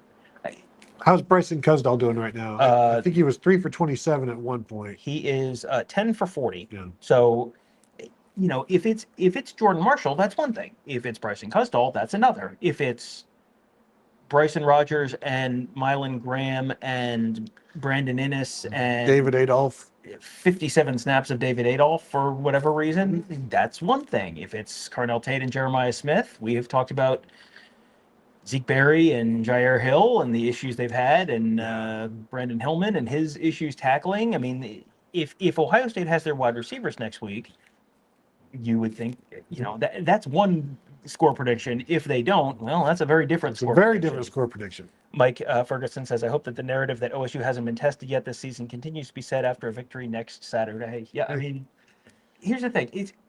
Michigan is going to be probably the second best win of Ohio State's regular season. This is not a bad Michigan. This is not last year's Michigan team that came in here and had like nothing going for them and just sort of magicked their way out of here with a win. This is the what? Not as good as 2023, better than 2024, probably similar to 2022. I mean, it's probably between 2021, 2022, and then 2023. It's somewhere in that range, probably, like good but not amazing. Well, and if say Michigan wins this, say Texas loses to Texas A&M, this may be the best win. If Ohio State beats Michigan, that would be the best win. This is also on the road, and it would knock Michigan out of the playoffs, which Ohio State fans would love, and Michigan fans and the Michigan Wolverines themselves would hate. The Ohio State players would also love it. So there's more incentive than just the game next week, because Michigan is playing for the playoffs. Michigan, if they win, can knock Ohio State out of the Big Ten championship game. Although there was a question in terms of if Oregon and USC, whoever wins that game is probably ahead. If Michigan beats Ohio State, the Oregon USC winner would also have one conference loss and probably would have a higher Big Ten opponent conference winning percentage. So therefore, the Oregon USC winner would probably go to Indianapolis ahead of both Ohio State and Michigan, unless it's Oregon and then they lose to Washington next week, or what? There's still a bunch of different scenarios here. But last time I looked, that was do they do head to head right away? They do because Michigan and USC Yes, but unless all the teams have played head to head, they skip that and move down to the next one. So it's not. Yeah, it's. We were joking. I forget who I was joking with. Maybe it was Dave Briggs of the Blade. Like maybe we should just ask Ryan Day about the scenarios. Like, do you know, like you know how you could still make it if you lose? But no, that would not have been a good question. Yes, probably would not have gotten a great answer. No. Yeah, we have a couple players that I want to let you guys hear from. Let's start with Carson Hinsman, and this is just a few minutes of the post game. We don't normally get a chance to do this. We ran things a little differently during post game today, and Kevin was able to get over and get some interviews. So let's let you hear a little bit about Carson Hinsman, which is going to encompass probably some thoughts on the Rutgers game, but also a little bit of a look ahead. They can now officially acknowledge that it is in fact Michigan week. It's a little, you look different today. Maybe a little bit, yeah. I trimmed up my beard a little bit. Yeah, me and Luke Montgomery kind of made a bet earlier in the season if we, after we were, blessed to go, play the game one time, I was like, well, shoot, if we do it again, I'll bleach my hair, and it kept me to it. So, but yeah. What was today like for you watching the other guys? And yeah, it was good. Yeah, no, it was good. I mean, it's, on one hand, it's it's really good to see those guys compete at the highest level, and on the other hand, it's kind of sad because you've had 4 years here with them. Really grateful and blessed to be able to see those guys do their thing and hopefully see them go and excel at the next level this next year. What do you anticipate getting ready for next week? It's another game, another opportunity to go play in the game. I've obviously played in the game the past few years, and so this is a big week for everyone, not just the players, but the city and people of Columbus and Ohio. And so for us to go up there is a huge opportunity. It's going to take everything we got and everything we've been doing the past 11 weeks. We're going to need all of it when we walk in there. Carson, where do you feel you guys are mentally going into that game to try to break a streak, and just what needs to happen to do that? Yeah, I mean, we just have to, excel at the little things. And I think that's what Coach Day always talks about leading into the latter half of the season and into, bowl season as well, that those little things are really going to, come to fruition if we're doing them, if we're not.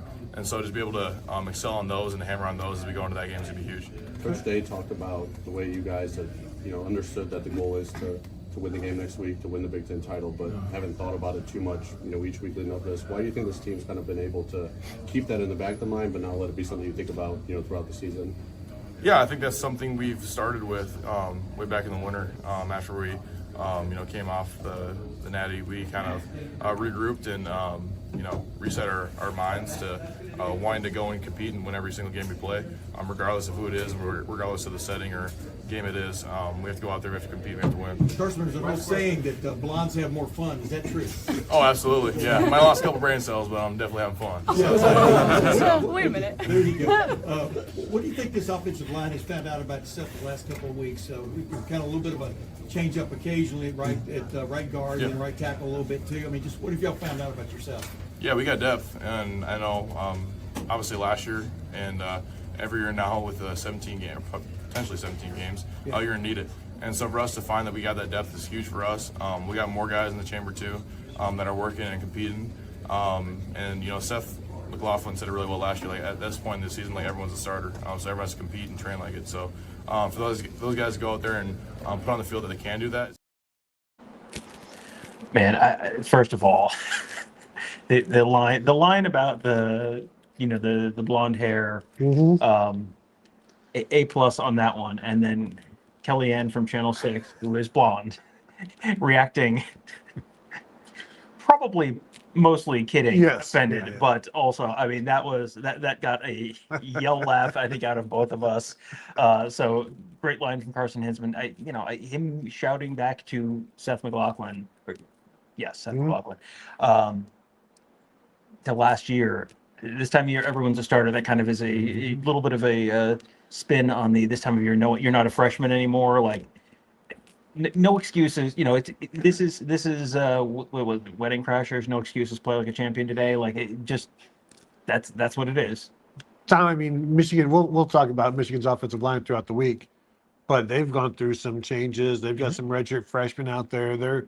They've been banged up, and they're just putting guys out there, and they just dropped a touchdown pass. But like, they're making it work. You've got to make it work this time of year, and That's preparation, that's development, that's recruiting and coaching, and then you just put them all together.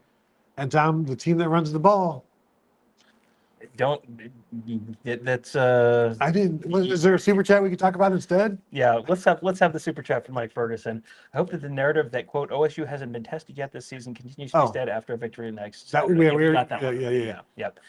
Mike Ferguson wants to know: can we do a coin toss at a Dollar General off the highway in Mansfield to determine who goes to the Big Ten championship in case of a conference tie? Yeah, wasn't it like a Texas high school thing where they had like 3 coaches and they did a coin flip or something? And yeah, it's there's lots of fun ways to do it. The Big Ten does it in. I guess it kind of makes sense, but it's, it's. There's no great way when Ohio State controls their destiny right now. All they have to do is win at Michigan, and then there's no tie to break. Well, and once we get away from the conference championship games, and they go back to winning the title, the Big Ten title, the conference title in the regular season, then they're on the tiebreakers. Everybody gets a trophy. And I've found it interesting over the past few weeks listening to like just random college football pundits and reporters talking about, but if you get rid of, conference championship games, how will you know who the conference champion is? And it's like, do you know how long college football was around before there were conference championship games? And they're still conference champions. Mm-hmm. And it's amazing. And go ask Jim Tressel about all of his Big Ten championships. And how many of them were outright? Because there were plenty that were not, including the one in 2005 where he lost to Penn State and shared it with Penn State. Yep. Yeah. It's college football has not always done things the way they do it right now, believe it or not. We do have another soundbite from Kinyatta Jackson. So we'll get a chance to hear from him in just 1 second. We'll let our producer get that one ready to go. It was for Kinyatta Jackson. He had a solid day. 2 tackles for him. Caden Curry on the defensive line. Monster. Another huge day. 2 sacks. They should have reviewed forced fumble. They should have reviewed the forced fumble and see if he got in, because the way he just picked it up and then spun around and maybe it landed across the goal line. I think it's probably short, but just great hand-eye coordination, great athleticism to like not fumble and not bobble that ball. Just picked it up and flipped over and was just short. All right, so we're going to let you hear a little bit from Kinyatta Jackson now. Ohio State hasn't been a senior. They also have Dan Kinyatta. Dude, what are you doing?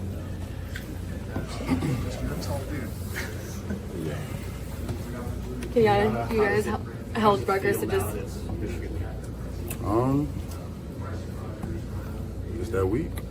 That's it. No words to be said. And no time to guess. Kinyatta, you guys held Rutgers to 9 points, almost just 3 points. How would you assess the defensive performance today? The defense did well. We did well today. With Patricia and the coaching staff, they did a good job of making the plays, calling the plays or whatever. And we went out there and we executed to the best of our ability. How excited were you to see Caden Curry with that big play on senior day?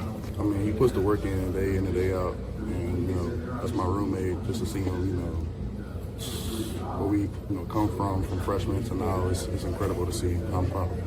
As soon as the game ended, did your mindset switch to Michigan? Of course, it's time. It's time. It's a long time to get here. What is this week going to be like as you guys prepare for this game? I mean, we're going to stick to our routines. There's nothing, out of the ordinary that we're going to do. We're going to stick to our regular routines, and then we're going to prepare hard week in and week out, and then when Saturday comes, Saturday comes. Kinyatta, what do you think is the right balance between sticking to your routine like every week, but also understanding this is the Michigan game and it's your big rivalry? I mean, yeah, like I said, it's a huge week, but we're going to stick to our regular routine like we did all season. Nothing's going to change. We're going to stick to it, and we're prepared real hard. How much work have you already done for the Michigan game? Pardon? How much work have you already done for the Michigan game? Like, how prepared do you already feel? I mean, I feel like we're prepared, but there's more preparing to do, obviously. The defense had a couple costly penalties, one pass interference and one unnecessary roughness. How important is it for you guys to clean up those penalties ahead of the Michigan game? It's pretty important. This week wasn't a matchup game, and it probably didn't cost us that much, but next week it probably can. So we got to clean it up in practice and in the meetings, and get it fixed. For you personally, obviously you have a decision to make. But what were the emotions like just seeing guys from your class go through senior day today? The emotions were through the roof, man. You got guys like Caden Curry, Sonny Styles. I came in with them. Just proud of them. Like I said with Caden, just to see, from freshman year all the way to senior year, like the work they put in, it's incredible to see, and it's real special. Kinyatta, you're the national. Focus on the routine and sticking with the routine is something that Ryan Day also talked about. It's gotten them to this point, and if you want to change it now, like why? This is not where you start Joe Germain instead of Stan Jackson, for instance. You stick with what's worked. Everything they've done, how they've done it, has been successful. It has caused the nation of college football to be like, Ohio State's so boring. It's so there's nothing to watch there because the domination is so much and so emphatic. And so hey, why change that? Why not stick with the formula that has worked, that includes our media week being the same essentially as it has been all year long, which is new. Michigan week for media has always been different. And going back to the forever, like under Jim Tressel, the media day would be Monday and everything would just be Monday. Earl Bruce would be there for you on Monday. And then eventually when things moved to Tuesdays, it was just Tuesdays, and it's like no players, or maybe some players on Tuesday with the coach, or no players at all because you didn't want them saying anything. And this week it's Ryan Day on Tuesday as normal, and the captains on Wednesday in the early evening after practice, and you treat it like it's any other week. It's not any other game, but you do everything that you've done throughout the season each week to make this feel as normal as possible. Well, I think that's something that they sort of figured out last year during the college football playoff run, where you just would sort of get into a routine, and they found a good routine in terms of, okay, you get out there a couple days in advance, and then you have your day of practice, and then you have your play. They got into that sort of healthy, solid routine, and it worked out well for them to the point that they did that with the Washington trip this year. They're going cross country. It's like, all right, well, we'll treat this like we did the other cross country trip we made last year that were successful. And it is not just the media stuff. They normally did a big Sunday night thing with the marching band, and the band came in, and the players got to play the drums and direct the fight song and all that kind of stuff. That was during the off week before Penn State. That was a clear the decks thing. Like, it's still an important tradition. You love to see it, whatever. The senior tackle has not been before the Michigan game for a while now. So it is really just keep it as normal as you can possibly keep it. Will this work? We'll see. Let's see how healthy everybody is on Saturday. Yeah. And the thing is, Michigan is banged up as well. They're yeah. down their top two running backs. We'll see what Jordan Marshall does next week. I don't know what they've reported in this game, but if they're going to run Bryson Cusdahl like 35 times in this game, they may be down to their true freshman fourth stringer, as it looks like maybe he just fumbled, but I can't broadcast that because that's their rights. That's Big Ten Network rights. But no, there's those guys, and they've been banged up on the offensive line, as I mentioned, although they seem to be pretty set there now. Yeah. Rod Moore at safety, we haven't seen much of him in a month or so, but they'll rotate a bunch of safeties because nobody's fantastic, basically. Yeah, and it does not look like Rod Moore is playing in this game either. So, yeah, Michigan has 3 redshirt freshmen on their offensive line right now, and they came in a little bit young and then have had some injuries. Lost their starting left tackle, Evan Link, to a season-ending injury. So they threw another redshirt freshman in there. So yeah, this is this should not be a poor Ohio State. They had injuries. Ohio State has had great, fantastic injury luck through most of the year. Obviously, you would prefer that streak not end the week or two before Michigan, but it's football. Like this happens. You're going to have guys get hurt sometimes. Yep. We have let's see. Geiger Lee wants to know how did we do in their bold predictions, and who has the cod of shame? Tom, I believe you won this week based on the sheer intelligence, charm. No, lackadaisical holding you to standards that I hold myself to. It's my fault. I don't hold you to the standards that I hold myself to. You got something. Max Klare. We both got a David Adolph reception. You had the odd numbers. I had the even numbers. He went from the 5-yard line to the 15-yard line, and they somehow credited him as a 9-yard reception. So that unjustly gave you 1 point. I got 1 for 1 later. I got Max Klare for a 17 yards, exceeding his season high in terms of receiving yards. So that would have been 80. He had 105. And that was about it. Yeah, we had, and that was enough. It wasn't. I didn't want to run the score up on you, but they had, I had Ohio State was going to outrush Rutgers by 5.1 yards per carry through the first 50 minutes of the game, and they were at like 4.6. Yeah, it's not even close. It was right there. They also had 2 Ohio State running backs with career highs in rushing. Bo Jackson finished 2 yards off of his career high. James Peoples finished 4 yards off of his career high, and the third one, Bryson Cusdall, had for Michigan was the third one, and he's already equaled his career high. Yeah, so. He'll hit that. But yeah, you won. The kind of shame belongs to yours truly, and I would have it no other way. That's not true. So congratulations. And once again, I was too bold, and I knew it, but I'm trying to give the people what they want, but I keep giving them wins for you. Although it's been a while since you won. It's been at least a few weeks. That's what. Those were not God of Shame weeks. So that's I save it for when it matters. So the preseason is over for you as well. Model Train Outsider says run blocking got bad for a few series. So OSU got too predictable and signaling when and where the run was coming. Well, yes, and also when they're running the ball on first down like literally every time, and Rutgers knows this, so they can run blitz, and they have very little fear of the receivers that Ohio State is throwing out there. When you've got at times like Bennett Christian lined up wide as a wide receiver, like there's not a lot of concern from the pass defense, so why not sell out to stop the run? And really, this Rutgers defense is so bad that you kind of have to do that, and you hit some right. It was a little bit like Tecmo Bowl where you guessed the right play. They guessed the right play a few times. They also guessed the very wrong play a few times. There's no leverage. You saw that with James Peoples' touchdown run in the fourth quarter. And there was nobody there. And so when you only have 4 plays to choose from, you get a 25% hit rate. But this is a bad defense. But there were some moments where it's like, they averaged 6.7 yards per carry. Rutgers was giving up 6.9 in Big Ten play, so you're a little bit below what Rutgers normally does. Is that a great sign? Well, you're down to a former walk-on receiver, a redshirt sophomore receiver who hit the portal and then came back.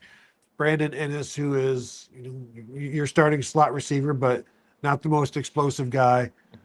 You're out without Quincy Porter, obviously your 2 stars, and Milin Graham was not an option. And so you're just throwing to Max Klare was your number 1 guy. Yeah, and so it was like Purdue all over again. It really kind of was, and we should. Not to interrupt you, Max Klare kind of said the same thing. It was like he was back getting open into the wide open, and he said it was a little like not unnerving, but he had kind of not been doing that for a while. Said you guys probably noticed when I kind of blew a tire when on the first one he's in the wide open, and you're like, oh, he might get he just got tackled. He went down. Yeah, there's a photo of his touchdown there. Yeah, what did you think of the use of the Lincoln Kienholz package? Because there are 2 opposing schools of thoughts. One is, well, you're going to need Lincoln Kienholz next week to run the ball in short yardage against Michigan. 2 is you put it on tape a bunch, and now Michigan has to spend a whole bunch of time this week worrying about the Lincoln Kienholz package, and you are not going to use it at all at Michigan. Yeah, it becomes predictable. So that's why I don't know that we'll see it, because this was just overt. Right. There was one. And it's not even just him running the ball. It was 4th and 2, and they're doing like a bootleg play action throw to like a 3rd string tight end to Bennett Christian or whomever, and they got bailed out by an interference or a roughing penalty. And you're like, what in the world? This is completely unnecessary. If you want to bring him in on 4th and 2 and run QB power or read option, that's one thing. And sure, Nobody's expecting to do what you just did because it's not probably all that efficient because you're asking your offensive line to hold up. You're asking your tight end to get open against likely a defensive back because they're in heavy personnel. Just a lot of asks there, but yeah, I don't think Ryan Day was asked about it, but it just seemed like a bit much. Well, to me, the fact that they showed the pass, that suggests to me that you're not using it next week, because the classic move would be, look at us. Our big tell is we're going to put in our heavy personnel, and it's Lincoln Kienholz, and you know what that means. And then you throw the jump pass next week or whatever it is, the bootleg. They did it this week. So, okay, now the genie's out of the bottle. To me, that suggests it's probably, this was probably let's waste some time for practice this week. He did show some nice wheels. Like he's definitely a solid athlete. Yeah. I have lots of people complimenting me in the chat. Do you want to read this one or? I can't. I couldn't possibly see it. What's it say? It says, Tom does not win too early nor too late. He wins precisely when he intends to. Machiavellian, some might say. They were Italian. Kevin would like everyone to know that he is not the one putting these comments in. That is all Tom. Listen. Thank you, Kevin. I was not aware. Now I am aware. Keep on keeping on says, this week is going to completely shoot my nerves. I bet that's true of a lot of people in Columbus. With all of the content that we have planned and all of the ways we're going to be looking at this game, I'm not sure if we're going to help your nerves or harm them. Still, subscribe to the channel, hit the bell to be notified. We're going to be dropping a bunch of content at different angles, different things to concern yourself with, to worry about, to fret over. In fact, the one series we're doing, it's 100 Michigan things to fret over. So that'll be exciting. Things that you can all look forward to as we prepare for what should be a very, very, very interesting Saturday afternoon. For sure. Let's hit a couple of the questions that we've got saved here. John Taylor says, Ohio State's man-on-man coverage is suspect. Did you have a better view of all of that stuff than I do? I look at a team that threw 20 passes for 81 yards, completing 50% of them with a half, this is not a terrible Rutgers passing offense. We talked about it all week. They got a couple receivers. They've got a halfway decent quarterback this year. You're throwing for 4 yards per attempt. If Michigan throws for 4 yards per attempt next week, I have bad news about what that probably means for Michigan. Yeah, I think a suspect pass defense is one that you see receivers running past.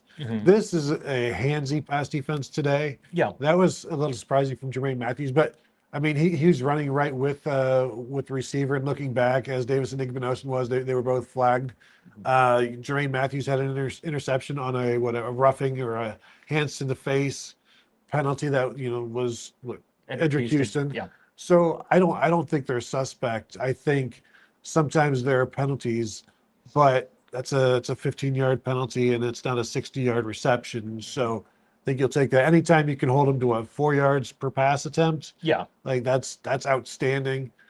Are there reasons to be worried against Michigan? Andrew Marsh is one of those things, one of those guys we're going to be talking about a lot this week. So prepared. Number 4 in blue next week, true freshman Andrew Marsh. He is legit and he will make things difficult. And if they are too handsy with him, Michigan is going to make it known that Ohio State puts their hands on guys. And so refs call it when you see it, or else we'll sue, as they say in Michigan. Will they follow through on that? Absolutely not. Andrew Marsh is probably the best receiver they've had in. Voice trails off because I'm trying to think back. Nico Collins probably, and that was what, 2021 ish. I mean that has been a minute. So yeah, this is a very, very talented true freshman receiver who we have seen grow a ton over the course of the year. He's going to be, he is going to be a problem at some point. Will he be a problem for Ohio State? I think Jermaine Matthews is going to be probably one of the best corners that he's going up against. Sure. He had a big week last week. This week, he's got 3 catches for 48 yards and a touchdown so far. they're kind of at the 2-minute warning right before halftime, but Michigan's got the ball in Maryland territory. Looks like they're probably going to kick a field goal, but this is I think people probably have in their heads, well, this is going to be a Michigan team that just they can only do the one thing. They can just run the ball, and they're going to run the ball, and they're going to. This is a team that's, I don't want to oversell Bryce Underwood. Lord knows people have done that already. Yeah. But he's been okay. He can throw. He has a good arm.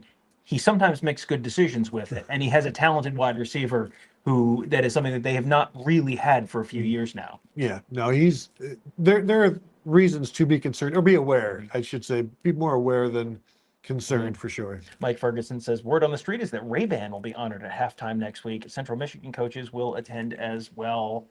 I did think it was nice that just a couple weeks ago, your good friend Connor took exception to something that you said, but in the process did admit that he was the one at Central Michigan after not being able to remember whether he was at Central Michigan during the documentary. Yeah, I'm gonna have to get that out, and I didn't address him on Twitter. I did not say anything to him on Twitter.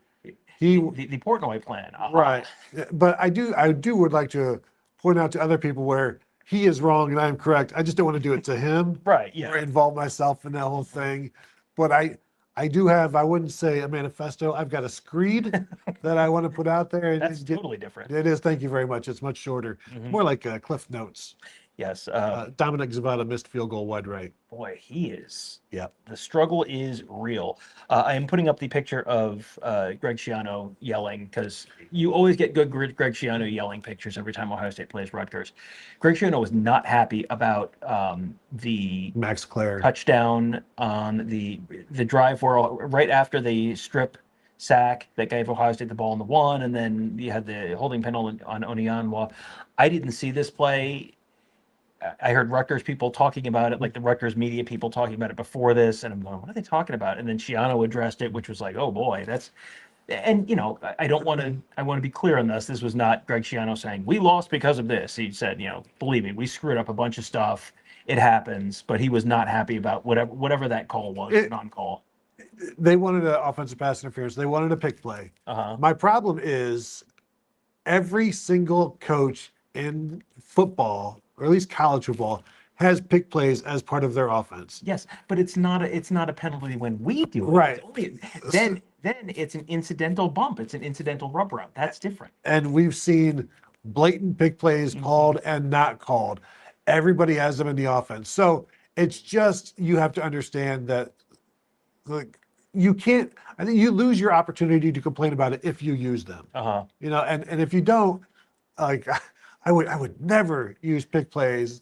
Okay, then you can complain. It's like the pick plays are beneath me, and unless you're using pick plays, then they are not beneath you.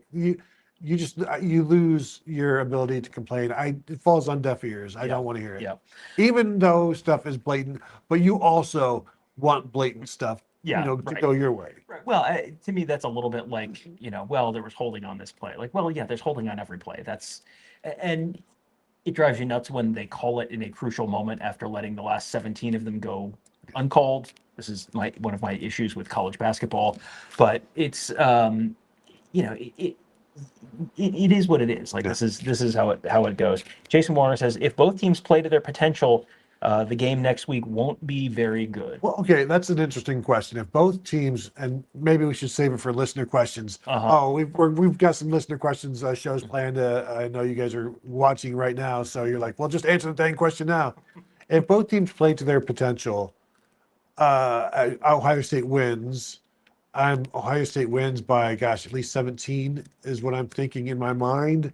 The Michigan potential right now is, well, how healthy are they? Right. And do you factor that in? Jordan Marshall, I expect Ohio State to be healthier than Michigan. I expect Jeremiah Smith and Carnell Tate to be healthier than Jordan Marshall.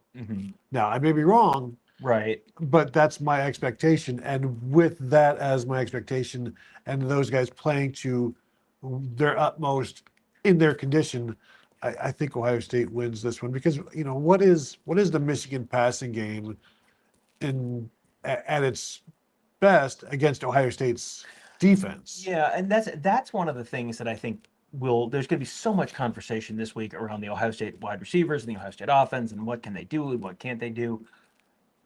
Greg Shiano basically said, you think it was part of the soundbite that we played earlier. Like, no one's done anything against his defense all year. This is, Rutgers shot to 10 points. Like, congratulations. That's one of the best outputs anyone has had all season against this defense. 9 points. Sorry. Forgot. It was, this is a defense, they always say defense travels. Ohio State gave up 13 points last year and didn't win. Ohio State needs to have offense to a point. The lower the score of this game is, the better it is for Michigan. The higher the score of this game it is, the better it is for Ohio State. Broadly speaking, again, I have not put a ton of thought into this, but broadly speaking, if this game, if the winning team has 30 points in this game, I would find it very, very difficult to believe that team is Michigan, unless they've got, unless Ohio State does its traditional throw a pick six, in the first quarter. Like, I would advise Ohio State not to do that, because if you make Michigan earn their points against the Ohio State defense, I think they're going to struggle to do that consistently. Well, Michigan has struggled to do that against most everybody this year when you've made them earn it. And I think, I don't think 13 will be enough for Michigan this year. That's just a crazy theory that I have. It generally is not in almost any game. So Ohio State is favored by 13.5 apparently right now, according to Google AI. It opened at 12.5 and it's up slightly now. We'll see what the that feels like a lot. That feels like a lot. Yeah. Now, so much of this is, what is Ohio State's mindset going into this game? Is it, we're going to play fun and fancy free, and we're going to, we're really going to prove a point, and we're going to play loose, and or is it, oh boy, these guys again, because no one on this team has beaten Michigan. Which seems crazy given the previous 20 years, but no one on this team has beaten Michigan. I don't think you need to be tight in the first quarter or in the first half. Now, the first 3rd and 7 or whatever, you're going to be like, it's going to be, you really want this one. But as we see, like, once the game gets started, the first couple of possessions, if you score, great. But eventually you get into the flow of the game and it becomes another game. For like the 2nd and 3rd quarter, just another game. It's the 1st and the 4th that are kind of different. Where you're feeling each other out, and then it's at the end. You're like, every play matters in the 4th quarter. So it's almost like 2 different games. You get the middle of the game where it's like it just kind of flies by, and everything obviously gets decided by that last part of the 4th quarter, and that's when things get a little tight. Now, do you see like Michigan getting tight? Like, so this was a series of comments in the chat.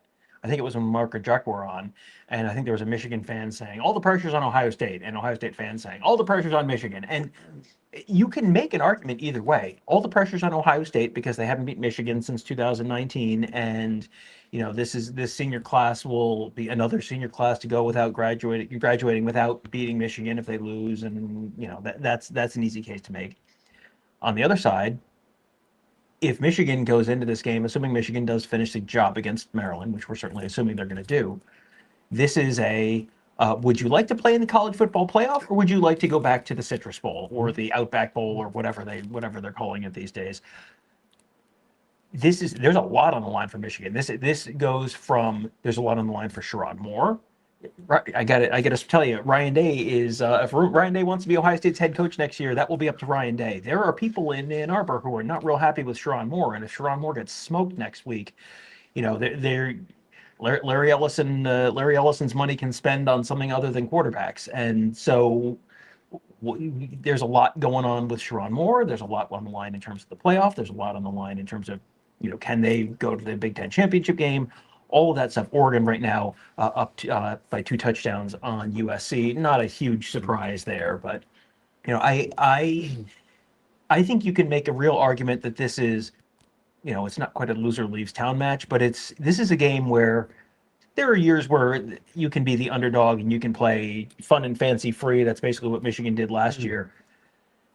This is a year where there's a lot on the line for both of these teams. Michigan's not 7-4 coming into this game. Assuming they hold on and win this is an opportunity for Ohio State. And I wonder if Ryan Day will even bring it up. Like, Michigan is on the verge of having playoff eligibility. Like they're fighting for their playoff lives. A loss in the Ohio State game knocks them out of the playoffs. That's incentive. You know, obviously the wanting to win that game, but there's real other incentives as well, where it's just like, you know, bonuses, like where not only do you beat Michigan, but you knock them out of the playoffs. Like not only does for Michigan, if they beat Ohio State, not only do they beat Ohio State, they knock Ohio State out of the Big Ten championship race. And they're not going to knock them out of the playoffs. Yeah. But you knock them down a little bit. There's just a little bit more than bragging rights that comes from it when both teams have are at a good station right now. Yeah, and I think Ohio State is going to have plenty on the line and going to throw plenty at getting over the hump there. I do think they also have a delicate balance between, you know, there's a lot of people on our board who, you know, are basically, all I want is Ohio State to beat Michigan by 70 points, you know, and it's like, you're going to get to a point if Ohio State is up by 28 points, 30 points, whatever it is. I think you get to a point where it's like, that's great. Get Caleb Downs and Arvell Reese off the field, because then you got to go beat Indiana. And right now, all you care about is humiliating Michigan as much as possible. As soon as that game's over and the glow has worn off, all you're going to care about is, well, I haven't won the Big Ten since 2020. And then once that happens, then you got to go win the 3 more playoff games. So I think there's got to be some big picture thinking here. That's, you know, there is the this is very much a Ryan Day. We're gonna hear, how many times this week are we gonna hear, you got to play with emotion, you can't let emotion play with you. That's true of the coaches as well as for the players. And another reason to stick with routines, because it is interesting. Like if Ohio State does beat Michigan, you've got that high, and you got to turn around and go play Indiana. So that's a big ask where but that's what it used to be like. Yeah, but you're not playing a Big Ten West team anymore. You're playing the number 2 team in the country. So, and the last time they did a 1 versus 2 after an emotional Michigan game, 41-14 against Florida. Now there's a long time between those 2 games. That game had already happened by this point. That game happened on November 18th, I think, because there was someone posted like, oh, X number of years ago today, and I thought that can't be right. But yeah, November 18th was the Michigan game in 2006. Chip Roush has over-under on the number of times that refs or punters will step into Tom's shot, 2.5 next Saturday. Way over. You know those paintings where the eyes follow you around the room? That is ref butt for photographers. It is just, no matter where it is, there is a ref's butt in your shot. It does not matter. It's like, there's only 2 of you back there. There used to be 1. Now there's 2. Somehow you're always in the way. I don't know. The number of photos, I could put up a photo gallery of ref butt at some point, and it's true in basketball. It's just, the cost of doing business. Mike Ferguson says Q play. No, we're still talking. No. Mike Ferguson says Q playing Time for War at the Woody. That was an Urban Meyer thing. That is not a Ryan Day thing. And they did it I think maybe a couple of years, but then stopped. And maybe I don't think he did. I think that just went away when Urban Meyer stopped. Yeah, it was that was a deeply annoying tradition because players hated it. Players hated it. We were in there for interviews, and it was just piped into the team room. It was piped in everywhere. You just heard it and heard it and heard it and heard it, and it's like, boy, it was one of those things where, you know how the joke is funny and then it stops being funny and then it gets funny again. Like we would get there early for interviews, and you're sitting there for like 45 minutes, and you went through that roller coaster of emotions with LL Cool J and friends. It was that was something that Urban did at Florida as well for Florida State Week. So that was not a unique thing there. It was a rivalry week thing for Urban Meyer, but it has not been, I don't think, since then. I'd play it now, but we can't because it's monetized. Yes. So, all right, I think we have caught up with everyone. Okay. All right, defeated viewers. Yep. Okay, so there you go. So I should just show you guys the spreadsheet that we have for this. I honestly could pull it up. It is obnoxious. It is. We do have a bunch of good stuff planned for you. Some well thought out stuff, at least titles. Yeah, and we've talked about this before, but this week we know a lot of you guys are traveling, so we're going to throw as much stuff as we can in the podcast feed tonight, tomorrow, Monday, basically, maybe into Tuesday, because we know a lot of Wednesday is the busiest travel day of the year, as you hear from the good folks at AAA every year. So we want to give you guys as much stuff to listen to on your drive, your flight, your whatever. As we can. We'll have stuff on YouTube all week. We'll have podcasts all week, but we're going to front load as much of it as we can. But this would be a great time. Number one, hit the thumbs up on this video. That would be a real helpful thing you could do. Number two, make sure you're subscribed to the Buckeye Weekly podcast feed on your podcast platform of choice. The Buckeyes Tomorrow Morning podcast feed. We'll have shows on both of those. We'll have kind of a lot of distinct stuff. We'll have I'll try and put a lot of the Ryan Day press conference kind of stuff in there. We'll try and get you a little bit of Sharon Moore press conference this week. We've got a bunch of stuff from Ohio State players after the game today, coaches after the game today. We'll get some of that stuff. There's going to be a lot of stuff to talk about this week. A lot of stuff to talk about this weekend. We will talk about every bit of it. I can't imagine there'll be anything we don't talk about regarding Ohio State, Michigan this week. I can't imagine we'll get to, the pregame show next week will end and we'll go, I can't believe we didn't think to talk. Like, if you want to hear about Michigan's third string left guard, we will probably mention him at some point this week. We are your people for that. So if you could hit the thumbs up and hit the bell to be notified. And if you're listening, go ahead and 5-star rating and review is always appreciated. And as always, you can continue to find us at BuckeyeHuddle.com. So thank you all for tuning. Again, welcome to Michigan Week, and we will talk to you all later.